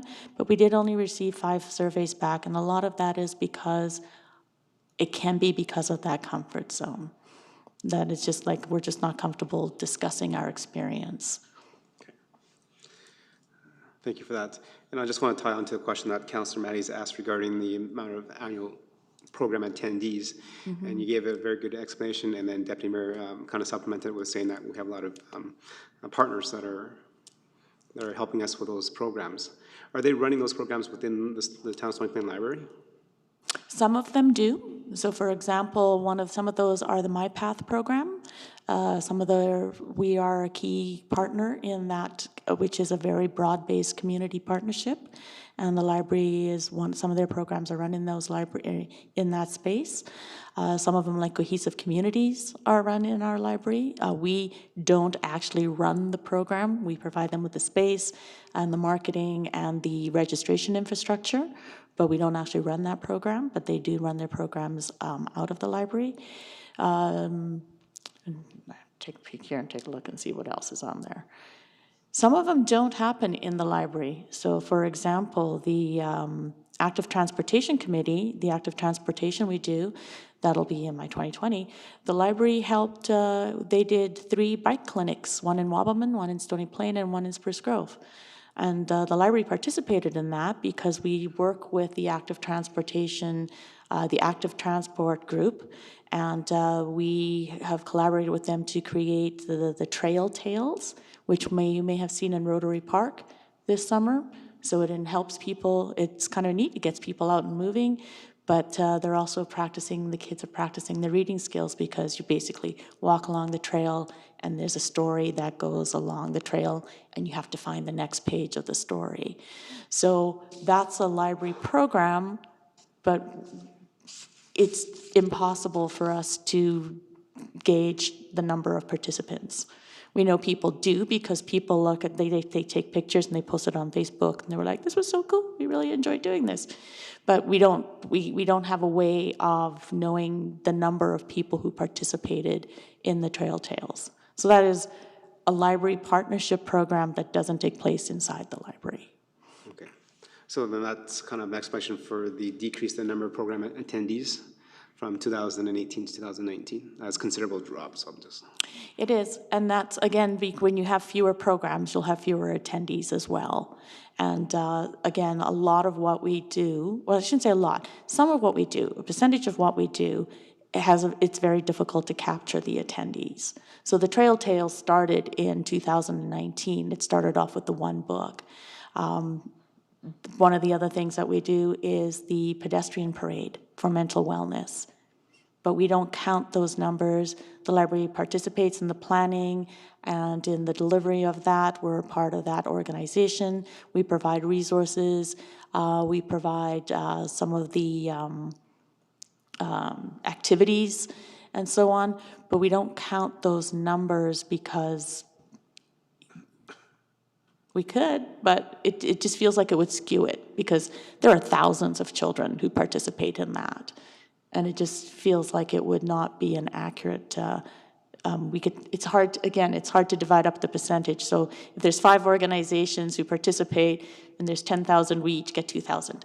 We each get to count 2,000 people for our stats. So, but that's part and parcel of the reason. Okay, thank you. My next question is regarding the memberships within Stony Plain Library for 2019.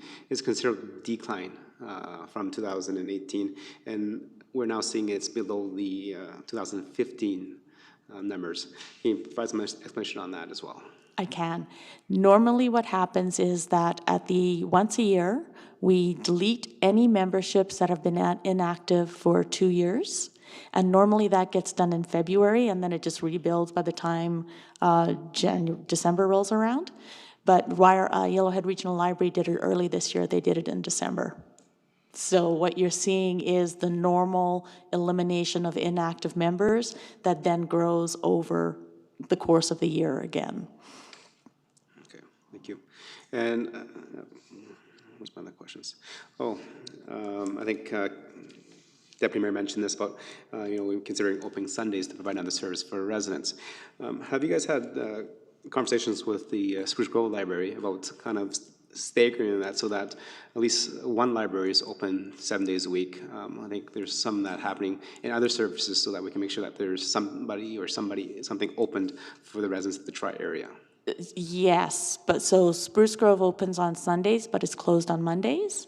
And we're closed on Sundays, but we're open on Mondays. Okay, and either, because library cards go back and forth, right? Yes. So we have Yeah, it that. doesn't matter. But we do get a lot of people coming into the library on Monday because they can't go. We've had a couple people call us and ask for computer time in the last little while. It's actually increased since COVID. Computer use, it's because we've reduced the number of computers so that everybody can be at least 6 feet and have a 6 feet space around them. But they're steady, it's a pretty steady usage right now. Excellent. I think my last question I have on my list is regarding programming. You mentioned earlier that the library's doing more examinations too. That also helps build in revenue. We also know that programming is a huge component in a lot of other facilities. Has the library given thought of creating programs that generate revenue? And maybe, for example, is a babysitting course. I don't know how much it costs, but I know other facilities have done it, and they use that as a kind of a revenue generator for the, like, not a huge generation, but a little bit to offset the cost, and then also to bring more people into the library, and then also add an extra couple dollars into the revenue so that it doesn't come off the municipal tax base. That's something that we can look at. We would have to do it in with a lot of communication with the community partners, because I know that the youth center does the babysitting course, and we have informal agreements with our partners that we try not to duplicate services, but also, for want of a better word, poach from them. But it is something like, that we can look at. We would hesitate to charge for what we would consider core programming, story times, like those core programs that meet our mandate. Part of that is about that barrier-free access. But those types of additional, as you pointed out, programming where you bring in an instructor and then you charge, like, there's an additional $5 on top or $10 on top to break even, then as a cost recovery program, that's something we can look into. But again, it would have to be done in communication with all our other community partners to make sure that we're not infringing in where they're going. Thank you very much for the answer. Any more questions, comments from members of council? No. Okay, thank you very much on behalf of council and our residents. Thank you very much for the work that you guys do in our library, especially the work that you do within our communities that are supported through the library. As mentioned many times, I grew up in the community and I spent a lot of time in the library. I remember way back when it was over at the community center, and I did attend story time, and I checked out a lot of books, learned how to read, and a whole bunch of other things. So that is has a little place in my heart that the library is for everyone, and I love the word that you say, that it has to be accessible, and there's no barriers for anybody to come in. So thank you very much. Thank you all very much. Appreciate this. Thank you.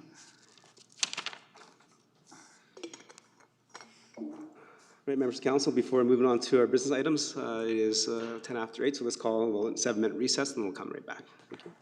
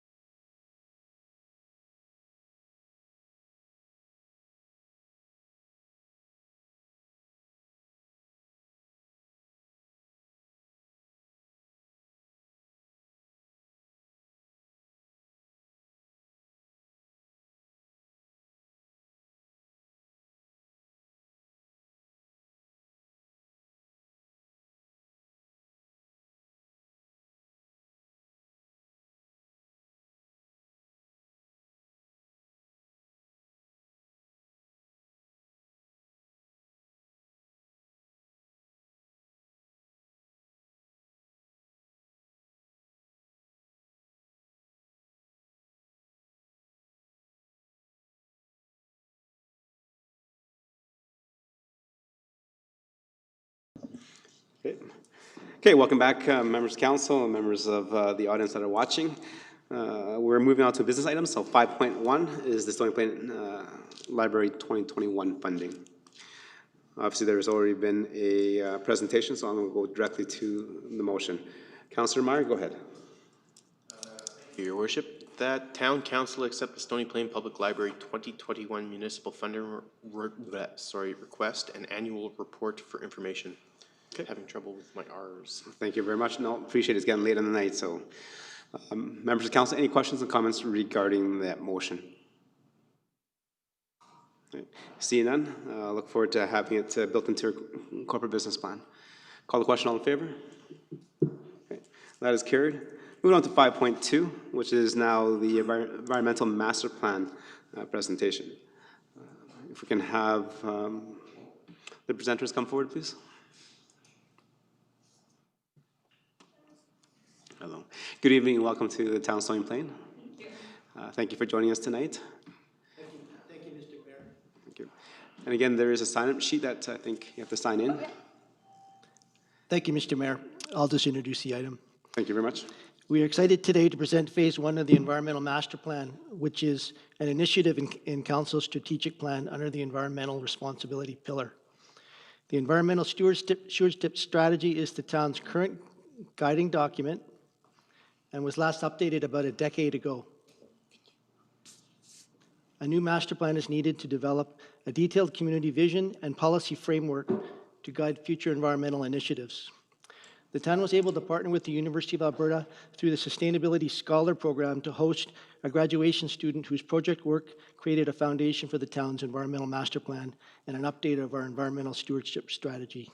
I am pleased to introduce University of Alberta graduate student Jacqueline Winkler, who will provide the results of her work with the town.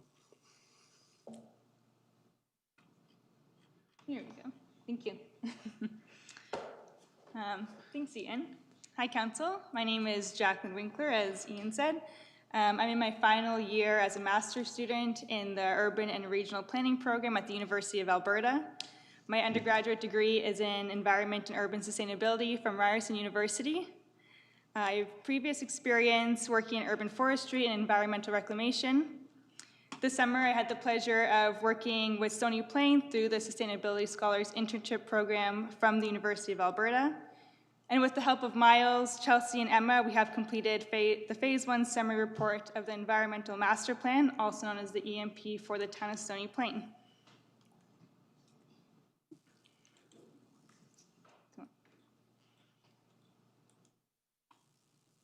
There we go. So this presentation will begin with background information as to what an environmental master plan is and where it belongs in the land use framework, followed by the purpose and the need for the plan now. I'll then briefly lead you through the timeline, followed by the process of Phase 1 and Phase 2, and then open the floor to comments and questions from Council.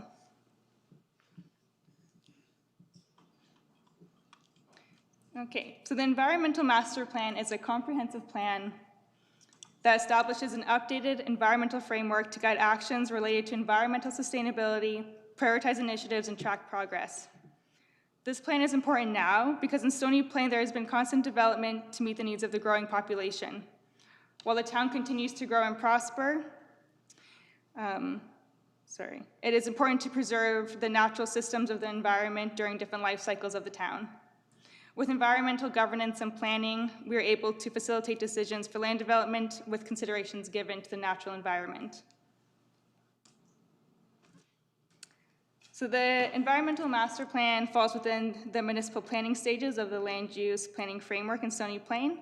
This plan is necessary to establish an updated environmental framework and support decision-making in Stony Plain.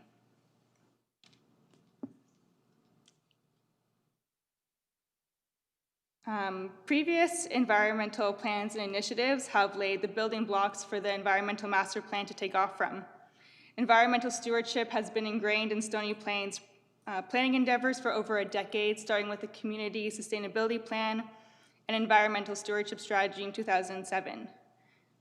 Most recently, the 2020 Uniquely Stony Plain MDP recognizes environmental responsibility as a critical theme to frame policies to ensure their inclusion in the decision-making process over the next 30 years. The Environmental Master Plan will directly guide the development of an updated environmental stewardship strategy. Used together, the Environmental Master Plan and the Environmental Stewardship Strategy will be a tool to assist Stony Plain in enacting environmental responsibilities from the MDP and guide future environmental policies and initiatives. So this project will take place in 2 phases. Phase 1 was preparing and developing a summary report, which you have, and phase 2 will consist of public participation opportunities, followed by edits made to the Environmental Master Plan based on feedback and beginning an updated environmental stewardship strategy. In April, there will be another opportunity for targeted public participation to finalize the Environmental Master Plan while also building momentum for the updated environmental stewardship strategy.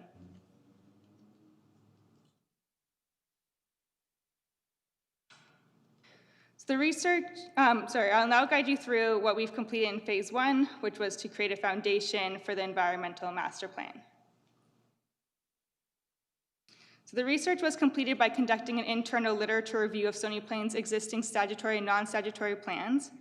We also assessed previous and current environmental initiatives in Stony Plain to determine their relevancy today.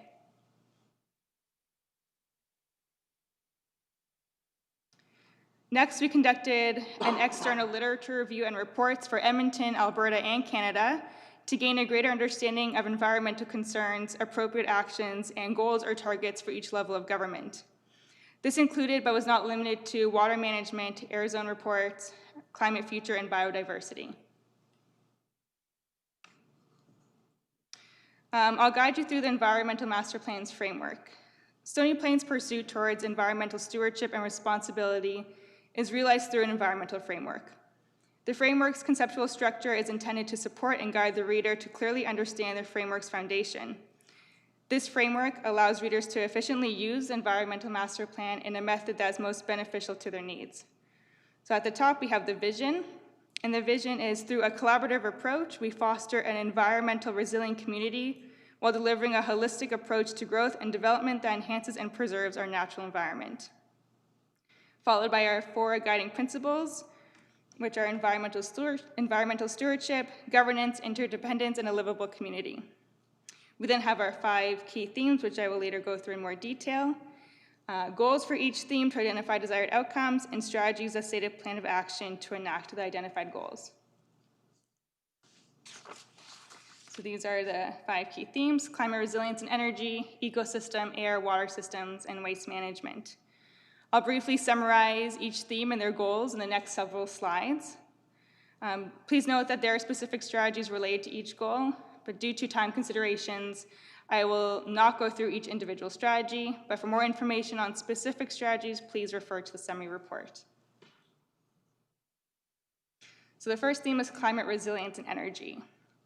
Through the literature review, it revealed that human activities such as burning fossil fuels, high energy consumption, and much more is associated with the effects of climate change.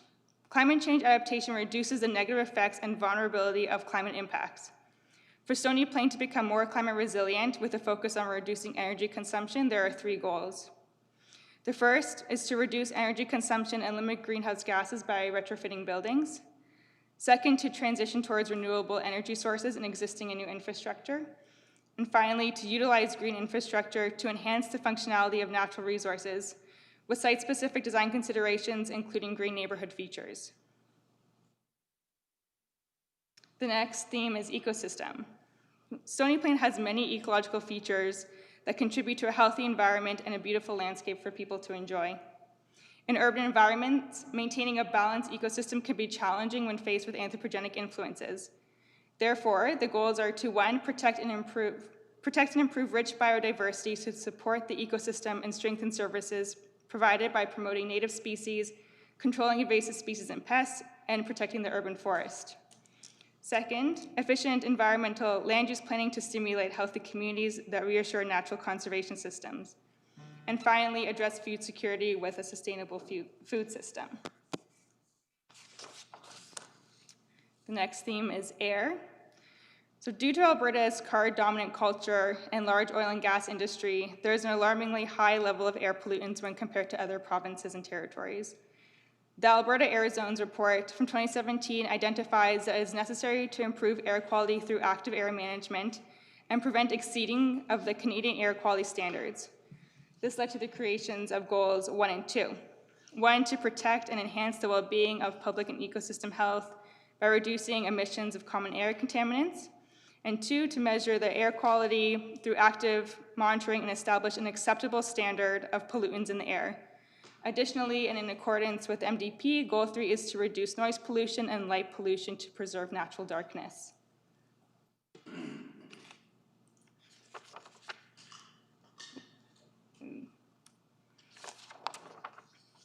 The fourth theme is water systems. Water is a resource, but most importantly, water is a life source. Our quality of life depends on a reliable, sustainable supply of healthy water. And as the population increases, it changes water needs for residents of Stony Plain. Proper water management supports the well-being of citizens and the health of the aquatic ecosystem. In Stony Plain, there are several water challenges that are addressed through the 3 goals. The first is to reduce the demand and consumption of water through water reuse opportunities and water conservation, manage rainfall runoff and snowmelt to reduce flood risk and improve the integrity of our aquatic system, and finally, to protect, preserve, and enhance the natural functions and characteristics of water systems. And our final theme, waste management.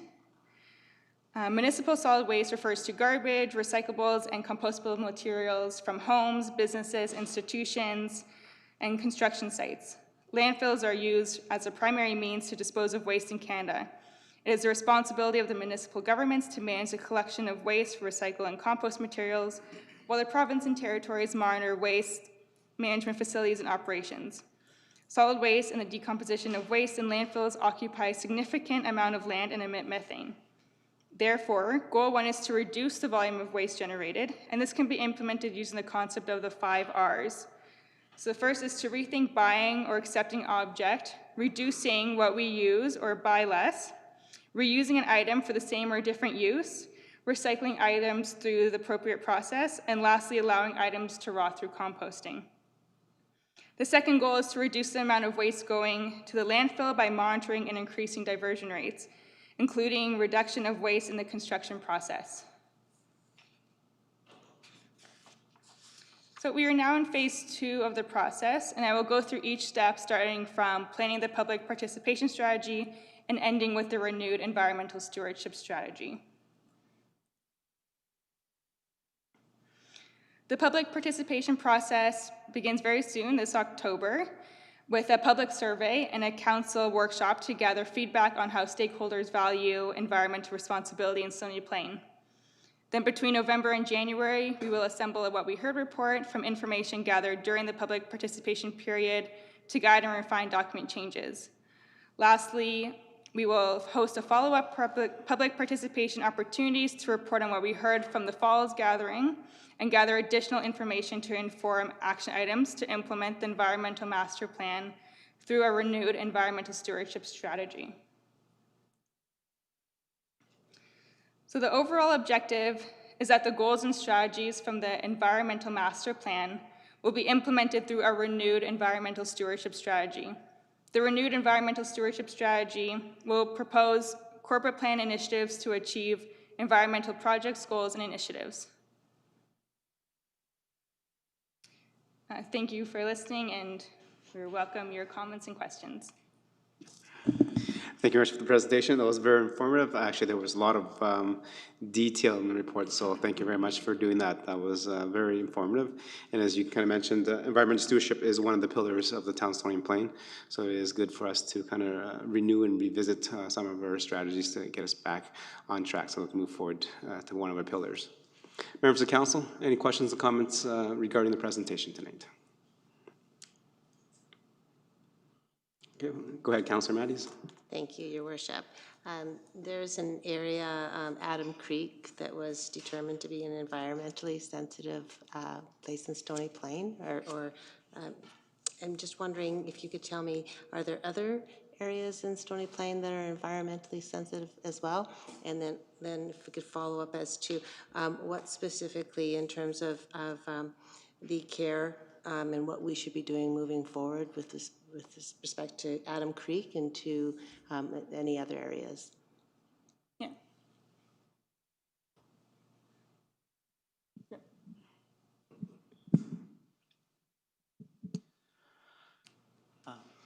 Through your worship, to Councillor Matties, I appreciate the question.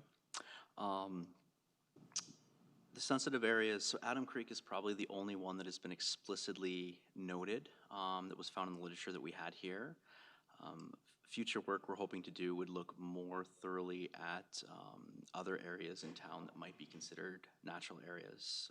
Again, these are generally the environmental reserve areas as dedicated through the subdivision process.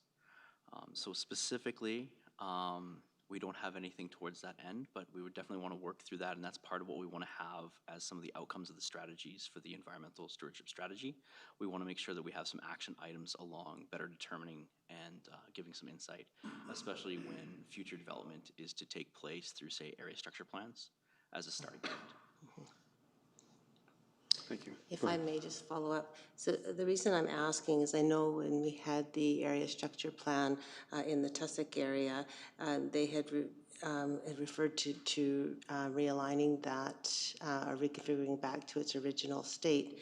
But this does indicate that it's susceptible to surface disturbance and its inherent resiliency to be restored back to functioning pre-disturbance ecological condition. But it would be difficult to do that. So just, you know, this is what's in the report, so just wondering if you could provide some feedback on that. I guess there's two parts to it, if I could, through your worship, is when it comes to realigning a creek, it is very dependent. Again, when a creek has been realigned for a substantial amount of time, it can take a fairly substantial amount of work to determine, first off, what was its original state. And again, it's also the amount of effort that, in this case, a developer might want to utilize or invest to make that take place. I'm not sure if that's exactly where you're going on that question, but if you want to I'm concerned clarify. about is whether we would allow them to do that, to rather whether we would allow the developer to put it back to the original state if there's challenges in doing so, that it would damage it. I guess through your worship, Councillor Matties, it really would depend on the situation, and some of the components or elements that I would look at for that are those sort of approvals do go through the province, so the province would have a fairly heavy-handed approach or requirement for what that would entail. If it is going to be dedicated again as environmental reserve, that further, I guess, changes the threshold of what we would require them to do. I don't think, I was once told by an engineer that you can engineer anything if you have enough money. But again, that's what I'm saying is that I don't know if it's worthwhile.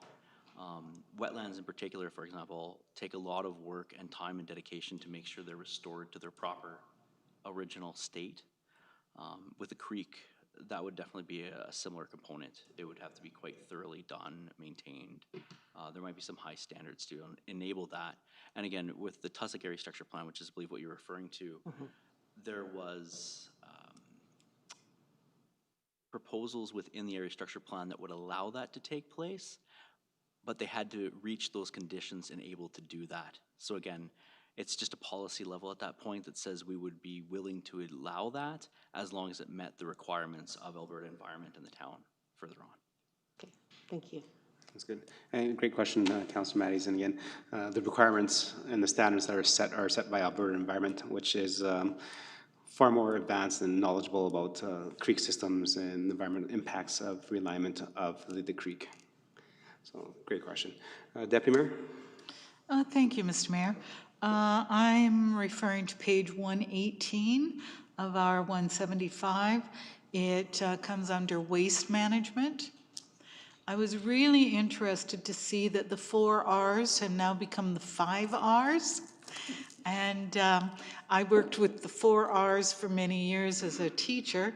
I'm just wondering when the 5 R's came into being, and is that a Stony Plain logo, or is that something that's universally accepted now?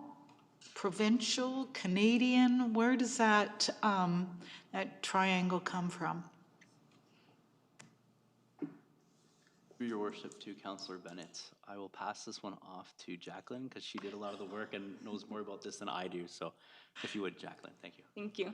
Yeah, so there was a lot of the 3 Rs, the 4 Rs, the 5 Rs, and looking through the different options, I thought that this one was the best one as it really goes through the entire process of an object. I created this image, but for the choice of the 5, to me it made the most sense to really go through an object's life cycle, and this was the one that I felt was most fitting. Oh, I agree. I think, Mr. Mayor, I think it's very appropriate, especially with the program that Stony Plain has with compost. Yeah. Not every municipality has that particular program, so I think this is very, very applicable to Stony Plain. Thank you, Jacqueline. Thank you, and I'm just very happy that you mentioned the diversion rate that the town of Stony Plain has managed to accomplish over the last few years. A little bit harder this year, but we'll still continue to strive for the 60% plus. Mm-hmm. Members of council, any other questions? Okay, so maybe just a question to either you or Miles. So what does the engagement process look like with the residents? It's being developed in its nuances right now, but at a high level, it involves a workshop with council, a workshop that will kind of be a summary administrative after the survey. So there'll be an online survey to be released within the coming weeks, which will allow the community to give direct input, kind of on a value level for what they value out of what was found in the environmental master plan. And we will then report back on what we heard from that, both from the council workshop, the administrative workshop, and then the community's input from the survey in 2021, and at which point we will then do some follow-up engagements to make sure that what we heard is correct, and then trying to prioritize some of the action items that we come up with over the next 3 to 4 months. Maybe ask a question. We've done a lot of things together as a tri-region with Parkland County and City of Spruce Grove. We've done a organics facility study that came back, and I think it's a great idea. Is there any conversation about engaging the residents of Spruce Grove for this? Parkland County doesn't directly collect organics or waste, but the City of Spruce Grove does. Having an environmental strategy might be more beneficial to be having a regional one where we can work together to achieve those goals instead of by ourselves in our own little island here. Your worship, for your information, the regional plan is coming up with many of these regional type solutions or opportunities, and as part of the regional plan is looking at regional solutions for organic material, recycling materials, and other types of waste materials, and working together with our regional partners. So the regional plan does not specifically address your question regarding the residents of Spruce Grove, et cetera, but the administrations and the councils are putting together the plan, and the strategies will come forward in the coming months that will determine some of the next steps. The town in our environmental master plan would hope to build on those opportunities and or include them in our plan appropriately based on whether we go alone or go regionally. Thank you. Any other questions? Councillor Mattis, go ahead. Thank you, Your Worship. I just have one other question. What is permeable pavement? I've never heard of that before. So permeable pavement is sometime whether it allows the water to pour through. It would be a combination of like cement or asphalt and also greenery surrounding it, so it allows for the water to flow through. And where would we use that here? There's like for parking lots, that would be an option, which is mostly where the pavement is. There's always opportunity to add some permeable aspects to it. Not the entire parking lot, but some aspects of it. Oh, okay, thank you. If I could add to that, through your worship to Councillor Mattis, I believe in Stony Plain there's actually an example of this just off Main Street towards St. Matthew's School. There's an example where often concrete blocks in sort of an X formation are laid out, and it allows grass to grow through those holes within the concrete blocks, and that's a very well-known form of permeable pavement surface. Okay. Thank you. Thank you. Thank you very much for the presentation. That was very, very informative. And Jacqueline, all the best to you in your studies. Thank you for this. I look forward. Are you continuing to be part of the phase 2 process as well? Unfortunately, I'm not. Although if he needs any volunteers, I'm happy to help. Okay. Very well. Thank you very much, and all the best into the rest of your studies. Thank you. Thank you.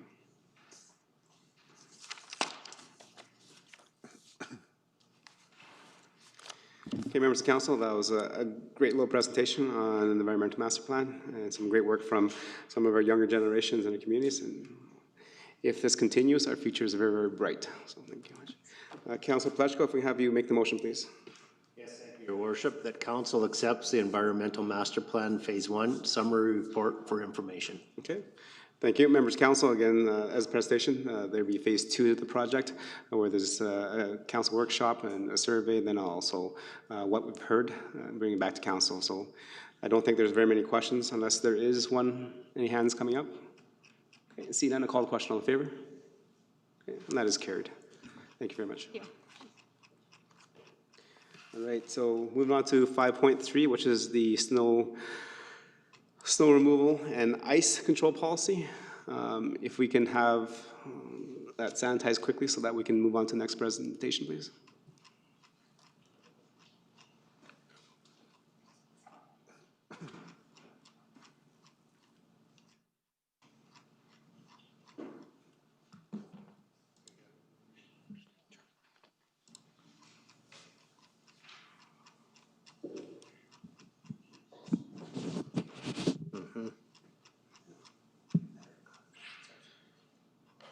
Confident in her speech, too.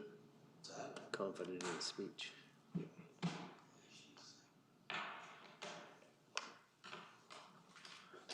Tell Greg he's got 5 minutes. No pressure, 5 minutes.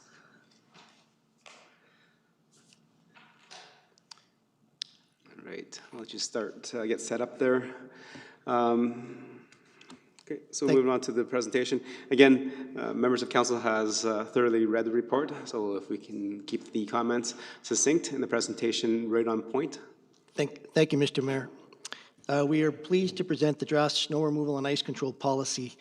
I suspect that this is of great interest to council, as it is in the community, so that it is timely being the season we're in.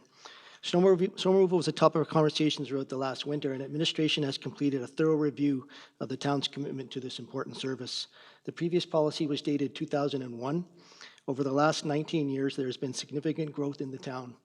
Expectation from residents on these services has also increased. Administration has spent considerable time analyzing the service levels in order to maximize efficiencies and determine operational priorities. This update presents what the current equipment, staff, and resources can achieve in snow and ice control services within the approved budget. Administration will continue to plan for the changing reality and bring forward improvement recommendations as appropriate in future corporate plans. I'll now pass it over to the manager of operations who will present the draft policy. Thank you, General Manager. Thank you, Your Worship and Council. We're here today to talk about snow. I know it's nice outside, but you have to remember in about 1 month from today, it could be time to start removing snow, which is a bad thing to think about for some people. For me, it gets me excited for what we can do. So, 1 second here. Okay, so we're going to go over a few things here. The first thing I'm going to talk about is the policy. We have a 19-year-old policy that has been completely rewritten and updated. The key focus for the policy for council would be on page 3, which has a lot of the focus on the timelines. So I guess the goal from council is setting the what and the when, the what we do and when we're going to do it by. And those timelines are clearly defined on page 3 of the policy. Then it's up to administration on how we can execute that. And when we go through this presentation, I want to give council a lot of background, just to give clarity to some of the expectations on what we can do when. So the way the policy is written, it's something that we can execute now with our resources and those timelines. So we'll go through the policy, then I'm going to give you some good information about a regional comparison, how we relate to our neighbors, and then I'm going to go through the roadway priorities, the public walkway priorities, and we'll talk a bit about residential removal at the very end, if that works. So like I said, the key with the policy, it establishes our service levels. Again, it clarifies expectations. The updated policy is achievable with our current operational resources. Again, snow can always be moved quicker with more resources. The purpose of snow and ice control, what we strive to in Public Works is provide emergency vehicle access, provide safe access to schools, maintain a connected community, and permit motorists and pedestrians to travel with a reasonable degree of mobility. That's our goal this winter. So the other key parts of the policy is it's a process for snow and ice control trigger levels. As you'll see with the residential, 10 centimeters of packed snow. It defines our priorities.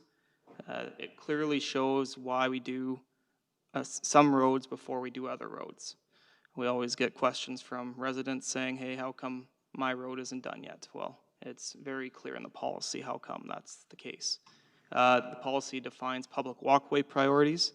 It also will talk a little bit about trails and rinks and time expectations, and defines authority to initiate, who gets to make the call on certain parts. So I've never came here to present snow and ice control, and one really good thing I found is when I started looking around at our regional comparison is how good of a job our public works crew does. When you start looking at the amount of trail kilometers we have 68 kilometers, while our neighbor Spruce Grove only has 65.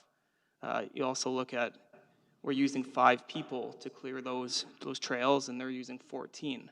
So why can Spruce get done their trail system quicker after a snowfall? It's quite easy to see from these stats. Another thing, as far as our population goes, with a population of 17,000 roughly, we have 97 kilometers of road, center lane kilometers. Where you look at Beaumont, they're relatively the same. Spruce Grove, double the population, more than double the road kilometers.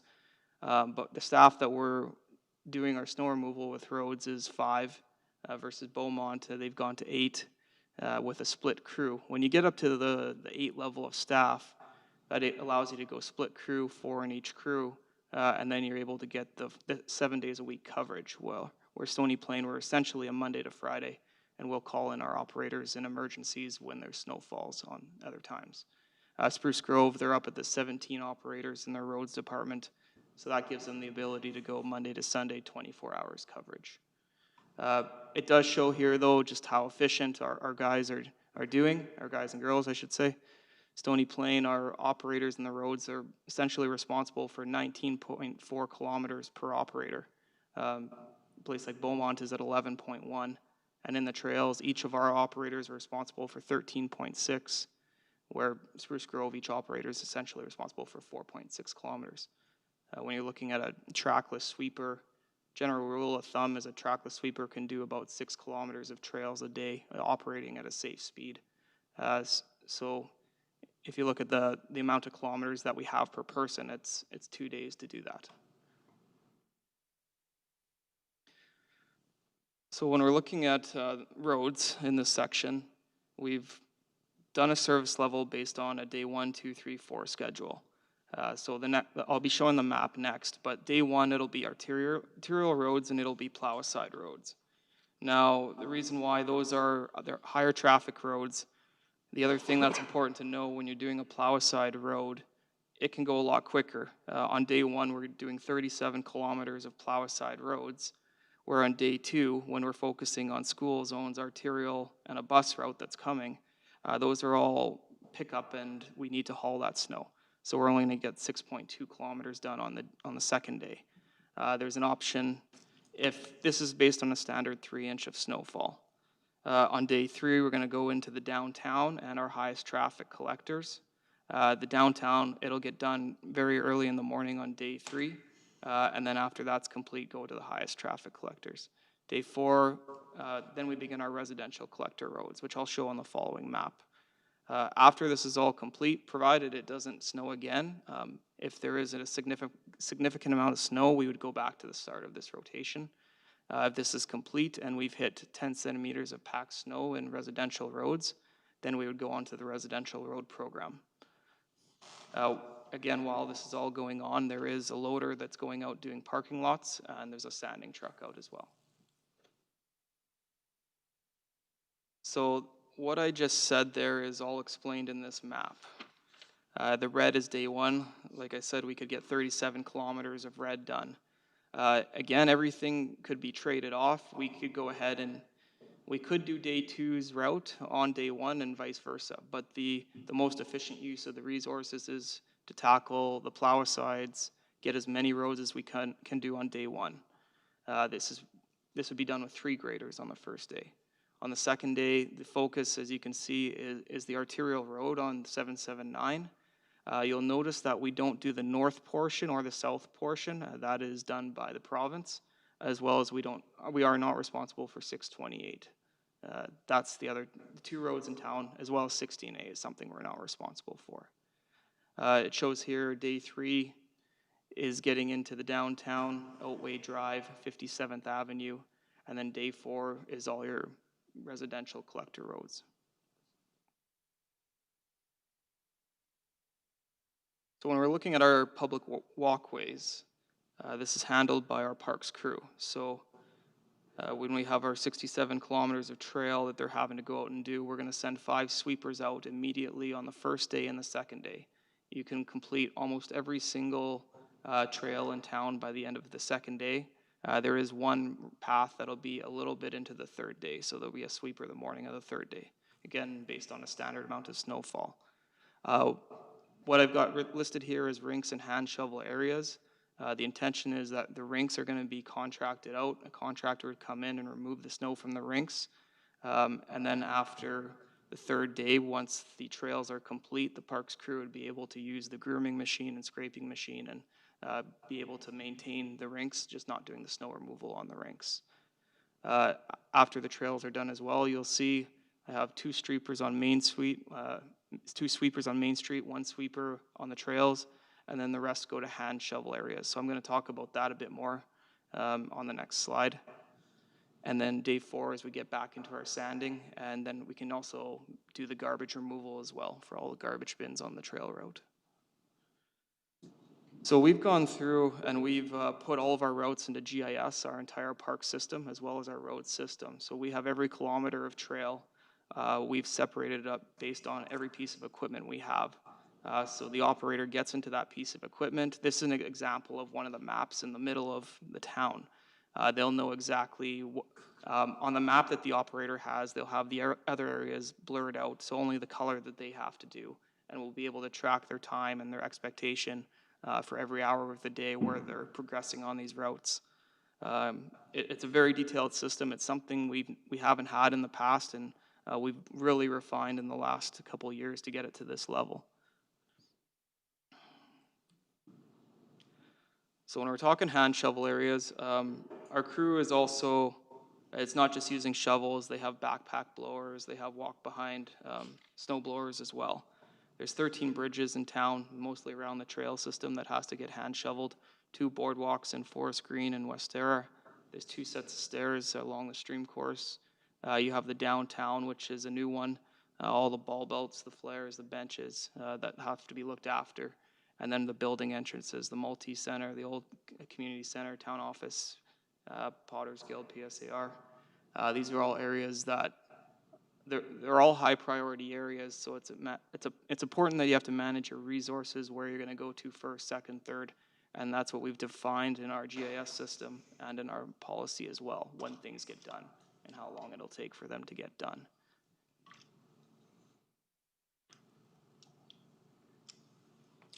So After the 4 days of doing the road removal, and as long as we have 10 centimeters of snowpack, we can get into residential removal. So currently we have a rotating residential removal program. When we're getting close to the 10 centimeters, this will be tested weekly, and it'll be tested at 10 locations around town. Then we'll take the average from the depth, and that's when we'll be able to trigger residential removal. If someone calls in saying, I just went out on my street and it's 11 centimeters, you better be out there tomorrow. No, we're going to do our 10 tests, get the average, that'll trigger it. The policy shows that at 10 centimeters, that's when we're going to trigger. We have gone to a contracted out price-based roster. This is new to 2020. So this is a great thing that the town has done. Last year we went to a rotating roster with a standard price. This year we've enhanced that even more, where it's whoever puts in the best price will get the work with their trucks. We hire 8 trucks for residential snow removal. And it's something that's so good that Leduc has already asked to copy us, Spruce Grove and Beaumont as well. They're planning to copy us as well. So that's a really good thing in the region that we're doing, and we're actually leading this procurement process. When we go to residential removals, we split into 2 crews. Again, it's rotating. It rotates every year. The people at the top move down. The people at the bottom go to the top. That's done. We have a tractor blower at each location, roughly 4 trucks at each location. And that's how the graders are going through, 1 grader at each location. So grading it to the middle, blowing it into a truck, and hauling it to the North Business Park. One challenge that has come up is the snow dump site. When we started building the new school site, we obviously lost the arena snow dump site. Last year, this was a pretty significant challenge for us as well, with all the trains that are going through. Anytime we're doing snow removal, our trucks are getting stopped at trains. Everything has to go all the way to the North Business Park to be dumped.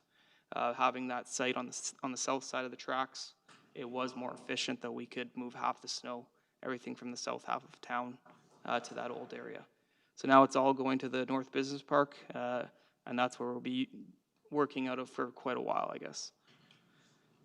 One topic that always comes up every year is towing. So our theory is say no to tow. We're not going to move forward with towing residential vehicles when we're doing residential snow removal. Our grader operators don't have any issue going around them. It's actually becomes more of an issue when you start towing. Now, Spruce Grove is towing, and from my conversations with them, they're planning to get away from it. The issue becomes you have 8 trucks sitting there that you're paying an hourly charge for, and there's a lot of times those trucks get delayed 15 minutes, 20 minutes while they're waiting for a tow truck to come back to move a car that's in the way, and it just shuts the whole crew down. Yeah, they can go around, but then eventually you still have to come back and get that spot. The no to tow, it's working for us, and we plan to continue just with that process. There's very little cars left on the road. People are very good about seeing the signs, moving their cars. We don't have any issue at this time with that process. So we've made a lot of improvements in the last 5 years. I'm going to go over a few of them. Obviously, the GIS mapping of every route per equipment. It gives us clear measurables with service level. It can clearly state this is how long it takes this equipment to do this. If you want something done quicker, then obviously you're going to need more resources to get that done quicker, or you're going to have to take away from something else. It's good stats that we have now, and we can define what we do. And same as point 2, we defined our service level on a kilometer basis. What that does is it allows us to prepare for growth. We know that a grader can do a certain amount of kilometers if we're accepting a new road or a new subdivision 2 years before we even take a final acceptance of that road. We know the staff we're going to need to put on that road to do that work, where before it's things get accepted and we're very reactive in that process. So we're ahead of the game. We created that price-based roster to reduce costs, so we're looking forward to seeing at the end of this season how much we save in money in our snow hauling. And then the preliminary plan for a new snow site, we have done the planning, and we're having really good regional regional discussions with Spruce Grove and with Parkland County on a regional snow site. It's something that's being talked about quite significantly. If we're operating one, Spruce Grove has one that's north of Spruce Grove. They're looking at a second one. Doesn't make sense to join together. We've already done timing of the routes for truck hauling, looking at those cost analysis. So a lot of good work is going on in that, and joining together does make a lot of sense for a snow dump site. So the changing reality with snow, there's always things that change. That puts a lot of pressure on the public works crew. Everyone is doing such a good job at adapting, I guess, to this change, or the changes that are going on. So downtown, Veterans 779, just in the last couple of years, downtown adding new concrete medians, the flares, the bulbs. Veterans is a new road that never had a concrete median before. It does now. It's got a whole bunch of new trails that it didn't have before. 779 coming in again with all the changes there. Suddenly there's sidewalks where areas you could plow aside, you can't plow aside now, having to go around the medians. It changes things a lot in the operational end, and the crew is doing a really good job dealing with that. Our growing community, as we grow, the increase to lane and trail kilometers does challenge us. With if you don't have additional resources and equipment, you have to gain efficiencies, or you have to look at where you're going to pull your service level from to try and keep things at a certain expectation. As transit comes in, that's going to be obviously an issue. Transit routes need to be done quick. Bus pads need to be done quick as well. They're a high priority on the scheduling.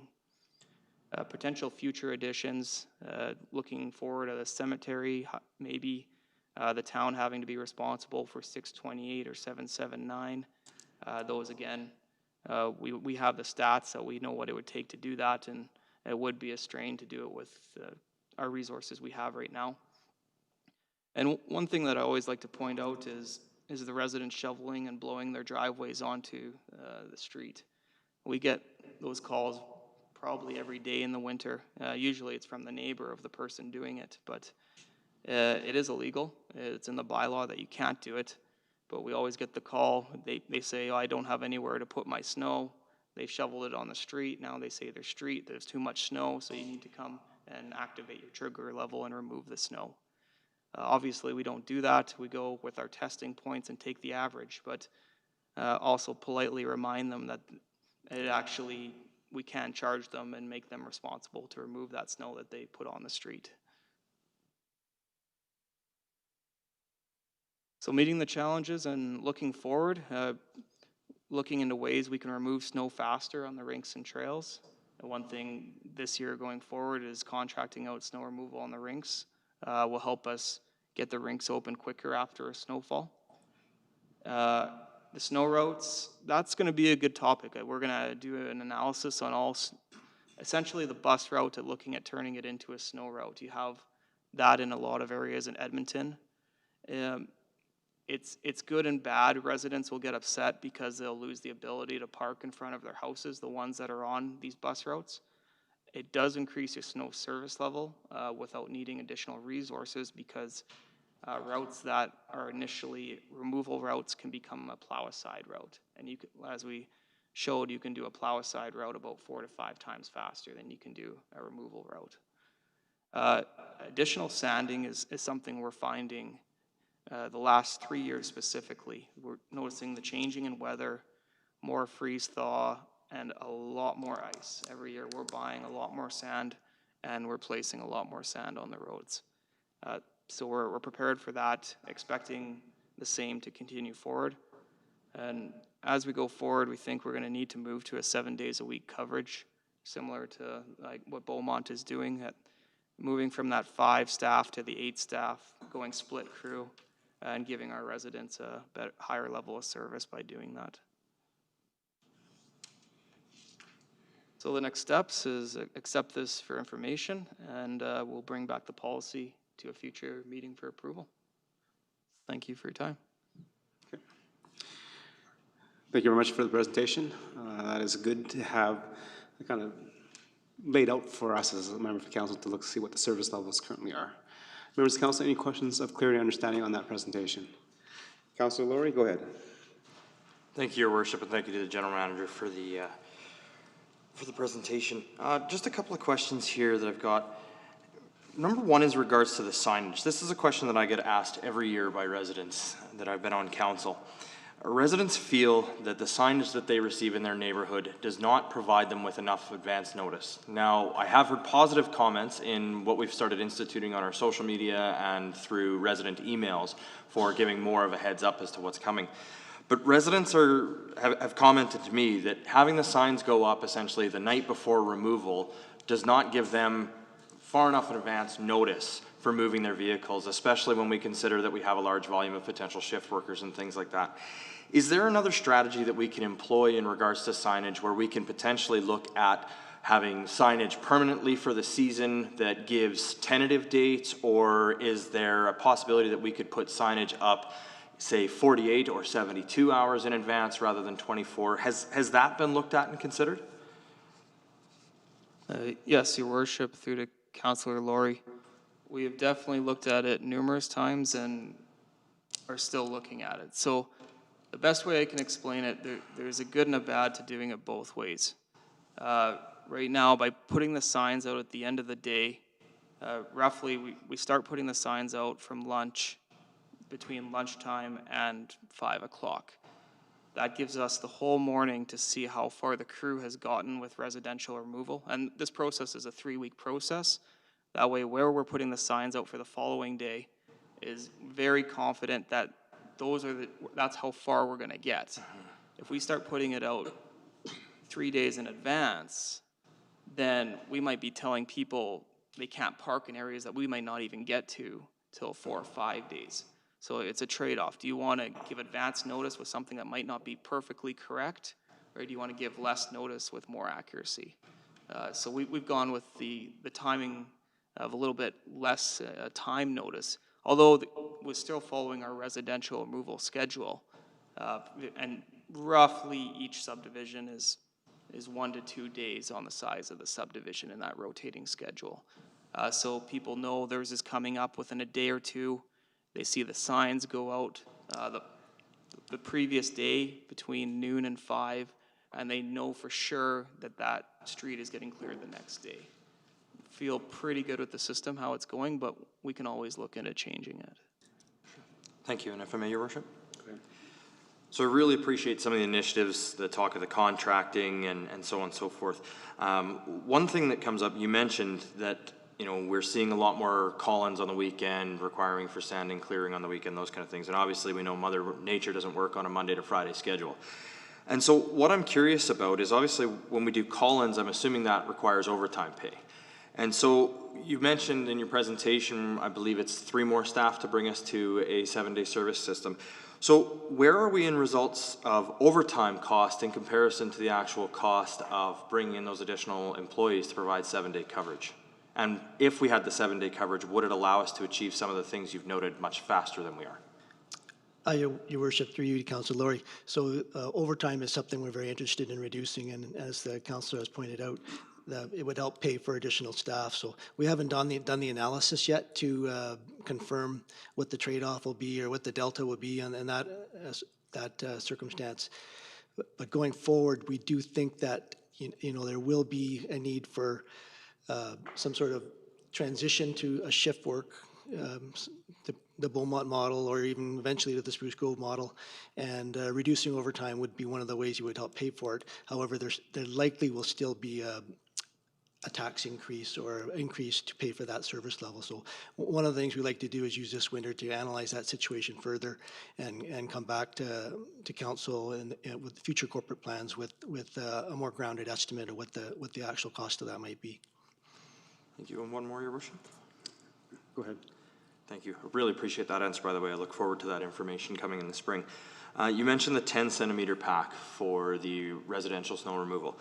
Can you just explain approximately where on the roadway that is taken from? Is that taken from the drive lane where the tire is, or is it taken in the center? At what point in time? Because that was a point of confusion for residents this last winter when we were having some conversations about that.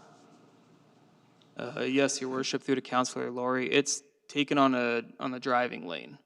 Generally, where the vehicles are driving, it's not chosen at the lowest point of a tire rut. It's looking at it and taking an average drive lane, and that's where the measurements are taken. Previously, we were taking 4 measurements around town. This year, we're going to increase that to 10, so you get a better estimate. Excellent. Thank you. I'm glad to hear we've increased that over double. Thank you. Deputy Mayor, go ahead. Thank you, Mr. Mayor. I had 3 questions, and Greg has already answered one of them. So, when I was reading through this package, I was really interested in comparing the policy that we've had for years with this one. And before I started reading it, I thought, oh, we used to have a deluxe model. And so this will really show some changes, what with our growth and everything. And there are very few changes. You know, it's still 10 centimeters. It still has the arterial roadway. I was really impressed that in all these years and with the growth that we've seen, that we can still maintain the service that we've always provided to our residents. So thank you for that. My second question, Mr. Mayor, a few months ago, watching news and social media, there's been a huge controversy on de-icing, and especially in Edmonton. And so I'm wondering, are we missing out on something? Should we be doing, instead of sanding, de-icing and getting into the fracas of people and their debates on what the proper icing method is here in Stony Plain? Your Worship, through to Councillor Bennett, it's a great question. You could ask 100 people in Edmonton, and half would tell you one way is better than the other.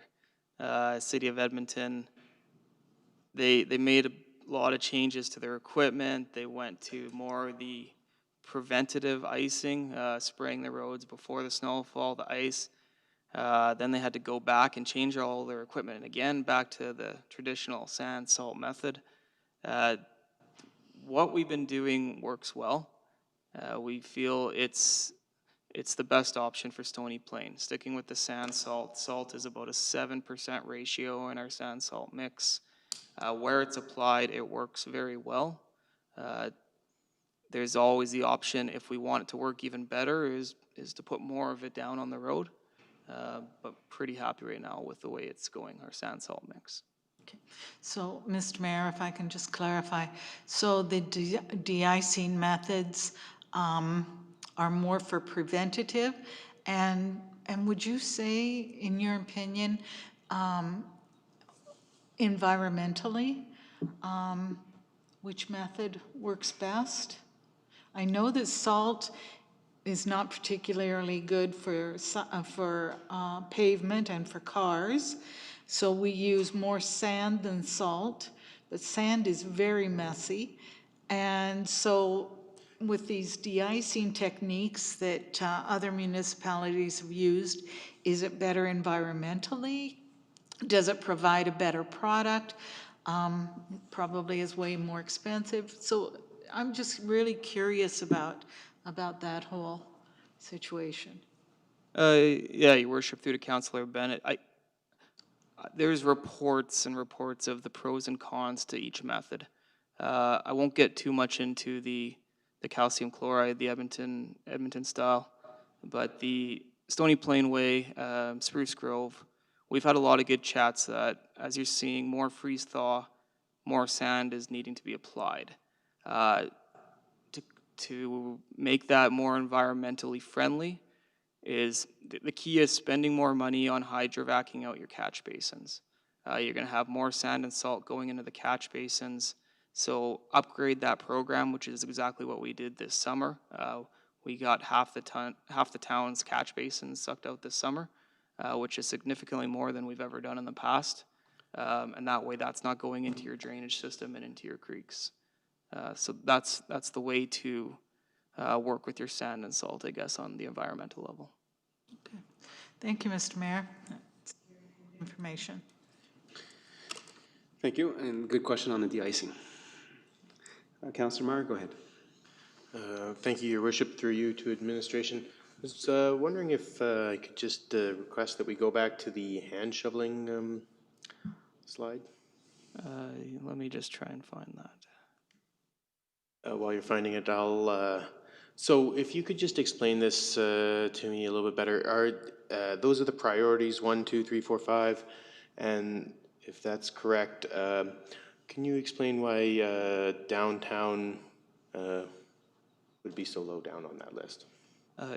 Your Worship, through to Councillor Meyer, I did not organize these based on priority level on this PowerPoint, just explained what we're currently hand shoveling.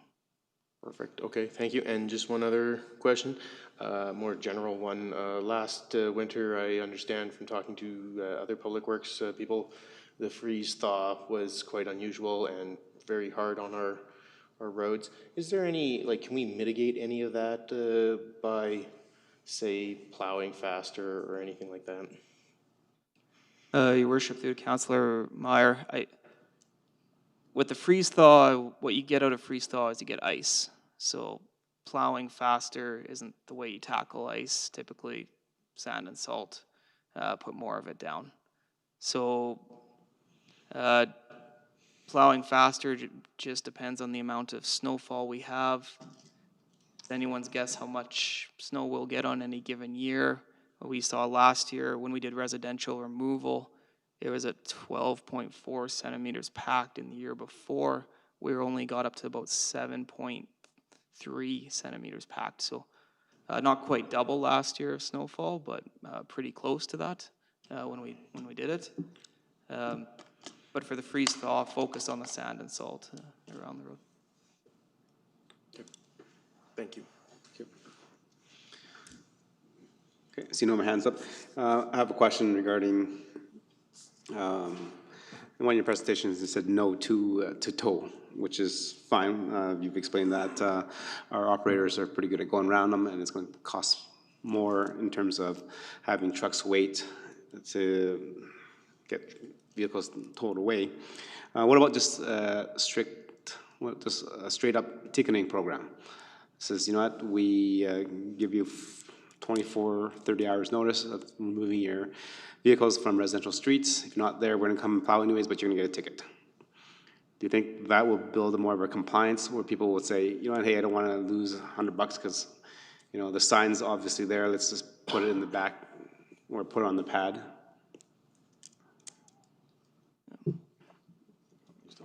Me?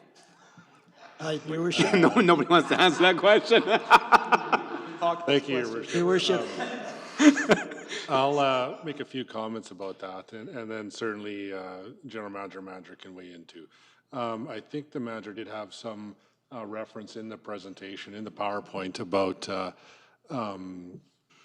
moving forward on snow routes, and there was some commentary in there about snow being piled onto the streets and the cul-de-sacs, and so on and so forth. And I do think that's a thing that our staff need to watch very closely this year, get some stats, get some data on it for us, because Your Worship, again, in my time, I do believe that we're getting to a point where our compliance, our ticketing, our snow route conversation is becoming much more apparent. I think, as we have a bit more data, we would want to have more of that dialogue with council about the approach, the level of I'll say seriousness that we take on that. Again, the manager spoke, and I'm sure members of council have seen, I know staff have seen from time to time, fairly significant amounts of snow being moved onto our streets by whether it's a resident or in fact a business. When we do have the authority to enforce on that, and typically we haven't in the past. I think we need to gather a bit more data. I think the snow route conversation and towing or ticketing, as the manager's indicated, I mean, towing doesn't apparently seem to be a good option for us at this point in time. Ticketing may. I'm just not sure we have all the data in front of us to help make a solid decision there. But Your Worship, I'll just finish that saying, I mean, I do think that is a conversation and a dialogue council will have to have, you know, if not next spring as we have the data, moving into the next year or two. And you know, I invite the general manager or manager to add anything further to that, if they have. Okay, thank you for that, that comment. My next question is, we just had a presentation on our environmental master plan, kind of a environment strategy, and one of them was climate resiliency and energy and change. Obviously, the last few years, we've noticed that we've had a lot more fluctuations in weather. And again, here it is for local residential roads, as required is a minimum of 10 centimeters packed snow. I'm glad to hear that you guys are taking 10 samples throughout the community to see, to get an average to see when to initiate this. But is this built into this that we can accommodate and adjust for the fluctuating weather conditions? Councillor Meyer mentioned the heat and the thaw. It creates ice, but also creates ruts. And the ruts are what our residents are unhappy with, and it prevents school buses, emergency vehicles to travel smoothly and safely in our community. Does this allow the manager of operations or the general manager of planning infrastructure or the town manager to say, you know what, we have 7 inches of packed snow, we can see it's gonna get warm here in the next 2 weeks, it's gonna cause havoc in our streets, let's clear it now? Yes, Your Worship. So I'll refer you to page 3 of the policy, lines 7 and 8. So for local residential roads, for alleys, it says, as required following a minimum of 10 centimeters packed snow or when emergency vehicle access is restricted. Those are the main conditions. Beside it, it says the authority to initiate is the manager of operations. If I receive direction from council through to the town manager that we want to look at initiating that before the 10, that's something we can definitely look into. But we'd prefer to stick to the guideline here in the policy of reaching that 10. Okay, and I appreciate that comment, and you said if council direction, and this is not, snow removal is not a council direction, it is 100% administrative. So when you add the word there, because I did read it, and it says, when emergency vehicle access is restricted. To me, that means that you will not go ahead and pull the trigger unless vehicles are getting restricted. What about could be impacted or could be restricted? Because we know what happened last time. We did not have the snowpack, and then we got a warm spell where it created a lot of ruts, which then impacted the movement of emergency vehicles. Then we pulled the trigger. Your Worship, you are correct. The wording implies that we wait till 10 and wait till whatever, but I mean, I can tell you the way it was intended to be transacted would be, we're anticipating these things and we're on top of them and coming forward with these solutions ahead of time before the restrictions or emergency vehicle restrictions take place. One of the other things which typically may happen will be, you know, towards the end of the season, if we had a big snowfall and it's closer to the end of the season, should we let it melt and should we go in and clear? You know, how bad is the restrictions to emergency vehicles and to the public, et cetera? So there is some judgment which goes into this based on our knowledge of the roads and the weather and what's happening out there. It goes without saying we want to minimize the number of local times we pull that trigger because it is very costly. So we have to manage the budget and the costs effectively, but at the same time, we understand that some of these conditions restrict people's use of the roads and cause issues and struggles. So we have to find that balancing act. The 10 centimeters is intended to provide that, and the judgment would be used by administration in transacting that based on the weather conditions, the 10 centimeters, and what we're seeing out there in the field. Okay, and I am more than 100% happy with letting administration decide on that. But just if I was an operator or the jet manager of Public Works, and I read this. This tells me that I'm not gonna pull the trigger unless there is 10 centimeters of packed snow, or when the vehicles are restricted, is restricted. Yeah, Your Worship, we'll make that change to the words could be. It's a good change to make. Okay. I have another question if anyone else has any more questions. Councilor Meyer, go ahead. Thank you. Through you to administration.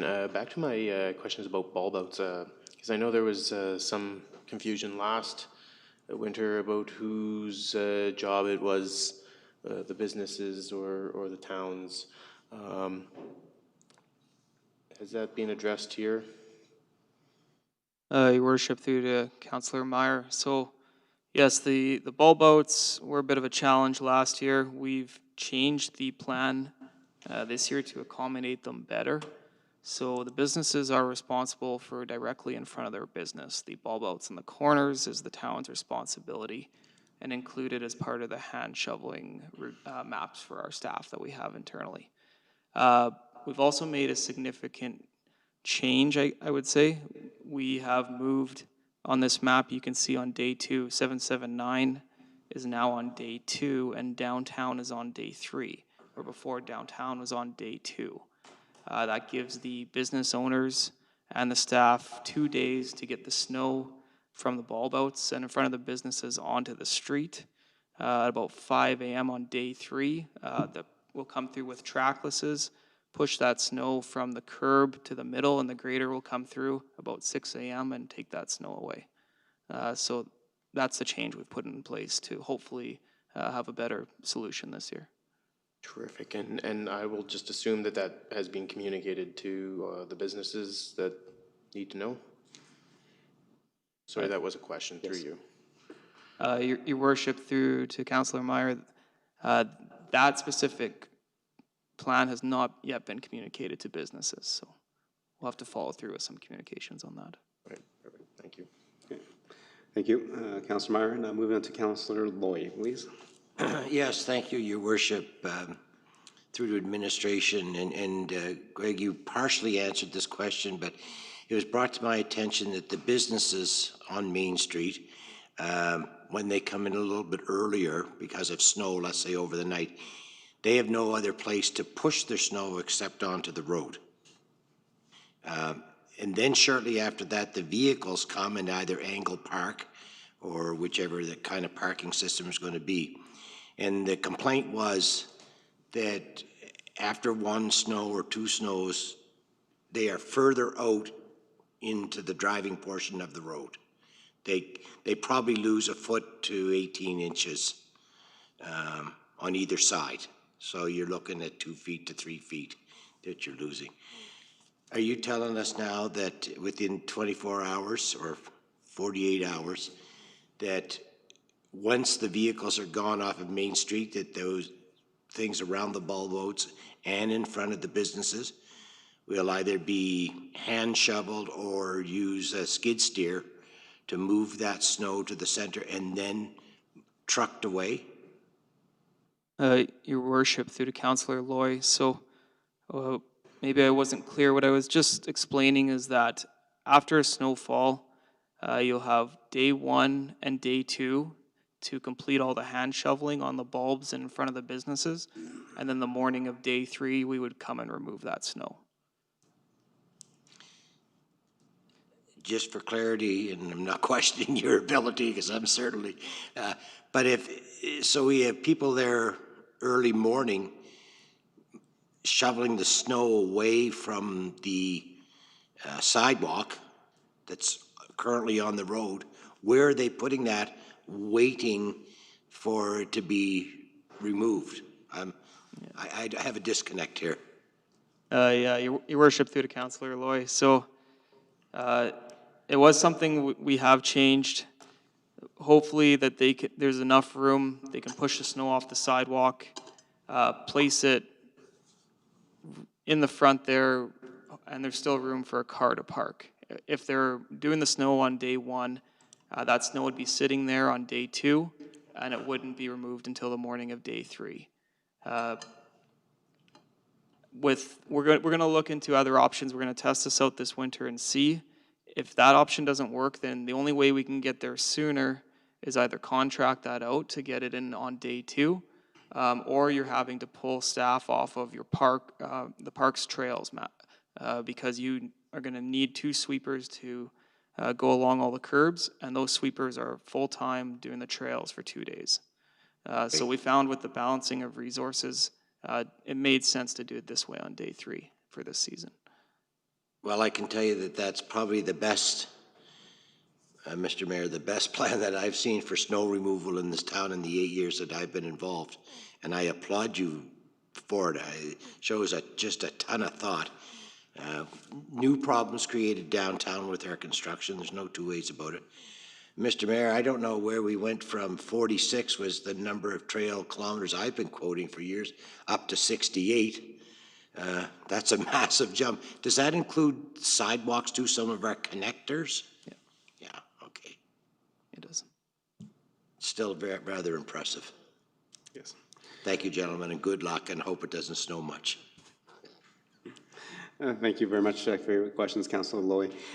And again, just to be clear there, so the priority routes get initiated after there's 5 centimeters of snow accumulation, not 5 centimeters of snow packed.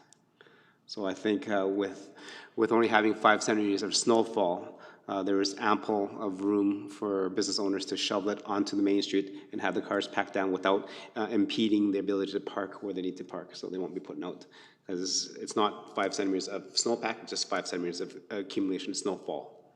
Oh, I agree. And but just talking to several owners on Main Street, that was a problem last year, and of course it became exacerbated by the ball boats, and we talked about that ourselves, and it was just a way to figure it out, and I'm very confident that you will get the job done. Thank you. Thank you. Any other questions? Okay, I do have one more last question I think I have written here. Through the presentation, the manager mentioned that one of the issues that we have as a community is the number of residents that are putting snow in residential areas onto the public streets, which then makes it difficult for residents to drive through and exacerbates the system of having more snow on the roads than actually what it should have been fall.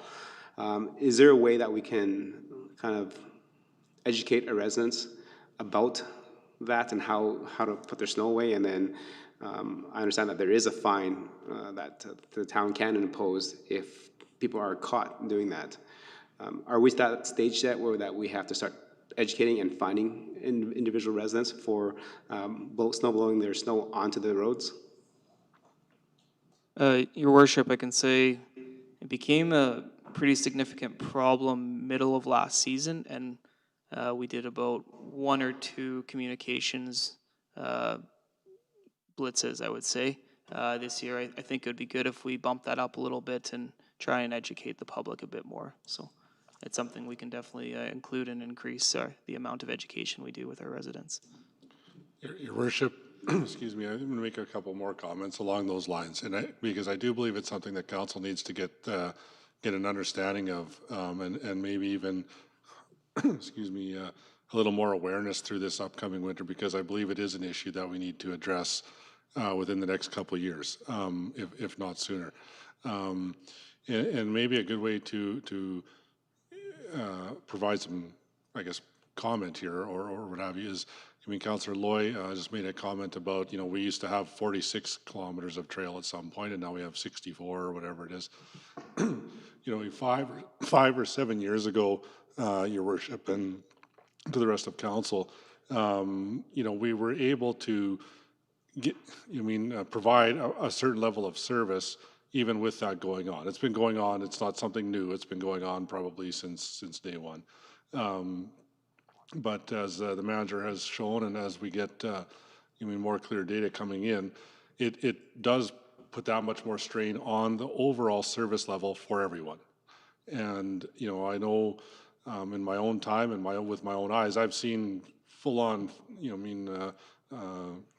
skid steers moving snow onto our streets. I've also seen a couple little levels of shoveling that probably don't make a huge difference, but as we expand, as that service level hits its sort of 110% max, there's time, effort, money that goes into all of that. And again, it tends to be half a dozen, maybe a dozen residents throughout the community that are causing that somewhat, disturbance in the service level for everyone else. And we can't absorb those times and costs like we used to be able to. So I do think it's an important thing to keep a very close eye on this next year and have some recommendations ready for council. But I don't want to jump to the end point, but I do think that's something we're going to have to look at in the next year or two, if not sooner. Thank you very much. Okay, I don't see any more hands up, so thank you very much for the presentation. It's very informative. You said that the bylaw will be coming back to council. When is that projected to come back? Your worship, we'll bring it back before the winter, so before the, in November. Okay. Thank you very much. Your worship, if I may too, I believe the general manager has indicated that it won't snow until we bring this policy back. So. Okay, now we're stretching our luck. But you know what? The amount of money that we spend on snow removal, maybe it's time to take that money and debenture borrow a dome over Stony Plain. That's always a thought. Okay, moving on to 5.3, Councillor Loy, please, for the motion, please. Is it coming up on the screen, or am I gonna? Yeah. Just a second here now. That we accept the, pardon me, yes. The town council accept the snow removal and ice control policy for information. Okay, thank you very much. Members of council, I'll call the question. All in favor? Okay, and that is carried. Moving on to information items and council discussion. Anything to update council on, ladies and gentlemen? We'll start with Deputy Mayor. I don't think at this time, Mr. Mayor. Thank you. Thank you. Moving on to Councillor Meyer, please. Thank you, Your Worship. Just one information item, and it's a challenge to administration, I am sure. And I am speaking of 79th Avenue and West Terra Drive, High Park Road intersection. And I appreciate that 79th Avenue is a provincial jurisdiction type road, but the intersection gets incredibly backed up, as I'm sure everybody's aware. The left-hand turns one way. I don't know if there's a solution, but I do put it to administration. Maybe we can think of some kind of solution there that will keep the traffic flowing a little bit better than it does. Good.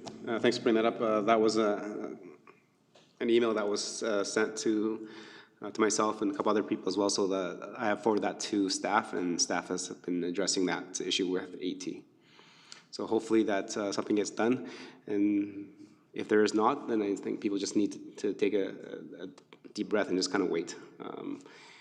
It is what it is. I've seen people that have driven onto the crosswalk on either side trying to go because they're in a hurry somewhere, and that's definitely not safe. So if AT doesn't have plans for that, maybe our enforcement officers should be there during those peak times to make sure that the traffic road laws are adhered to and the safety of our residents, and definitely the students and the children that are crossing that after school are safe. Just a question. I wasn't aware that there was an email, but this is just a general question then. Can we maybe limit left-hand turns? Would that force people to get into the neighborhood a different way? Anyhow, just an idea. That's a good point. Maybe staff can have a conversation with AT. That's a good question and good comment, Councillor Meyer. As we know, both High Park and West Terra have many accesses to get into that subdivision. So if maybe that's just taken out of Google, because if you use Google, it tells you to go a certain way. But if you know the community, you know how to get around. And this is very similar to what I'm dealing with downtown redevelopment. A lot of people punch in the address on Google. They show them how to get here, but there's construction here. They can't turn to this avenue. They're lost because they're new to the community. They don't know how to navigate the community because there's a lot of side streets and other entrances into the community. So, good comments. Councillor Laurie? Thank you, Your Worship. Nothing else this evening other than just to say our municipal stimulus funding going to work and getting work on 44th and 49th Avenue. It's nice to see those progressing, and I'm sure our residents will certainly appreciate it. Thank you. And another project that the administration has earmarked for the stimulus money is actually also Golf Course Road, which is going to be exciting to see next year. And I think when you asked the question, I believe the administration said 49th is not happening this year. They're just doing the testing and the construction that happens next year. Is that correct? Your Worship, we hope to work on the concrete catch basins this year and then do the actual road work next year. But that would be the plan we're shooting for. Good, thank you. And I'll just add to that, Your Worship, many people have mentioned that they don't see crews out working on the weekends, and I can assure you by the jackhammers 8 o'clock in the morning on Saturday, they were out working hard on those concrete catch basins, and I, for one, don't mind a little bit of the interruption to get that work on the way and seeing it done, so appreciate it. Thank you very much. Thank you. Councillor Matties? Thank you, Your Worship. I don't have anything myself tonight, but I just was going to respond regarding the 79th and West Stara. I was one of the individuals that had concerns with regards to the crosswalk. The crosswalk is working fantastically now. So you press the button, the lights change. With regards to left-hand turns, I wouldn't eliminate left-hand turns. It would be so difficult for West Stara to do that. But I do think more efficient light changes during peak times would be helpful. Thank you. Councillor Lloyd, please. Nothing at this time. Councillor Pletchko? Thank you, Your Worship. I just wanted to make comment that many of the boards and committees that we sit on at this time of year are doing a lot of the strat planning. And this last weekend, I had the privilege of sitting at the multi doing a strat plan, which was very intriguing to see that all board members and employees showed up with great concerns for our community and how to move things forward. I also want to thank Tom for showing up for part of that. It was nice to see you there, and I know that each one of the board members and employees appreciated the input from the town. So thank you for coming. Thank you. And I just have one concern that's been raised several times, and I have not yet seen a resolution to that, is the pedestrian cross lights on 49th Avenue and right by the skate park. It has been reported about a month ago from a resident that they were not working. I forwarded that along, and I received another message about a week ago saying they were not working, and I checked it again earlier this weekend, and they're still not working. Can you provide an explanation of where we're at with that, and when can we expect those pedestrian streetlights to be fixed, as that is a very busy intersection for our pedestrians and cyclists and children? Thank you, Your Worship. Agreed, it is an important crosswalk. I do know that we were in discussions with our service provider who would make that repair. I will get an update on that and get back to council. Okay, thank you very much. Okay, with that, that comes to adjournment. Members of council, thank you very much for reading packages and answering the good questions and keeping an open mind to reports. Looking forward. Thank you, administration, for your work. With that, we're adjourned.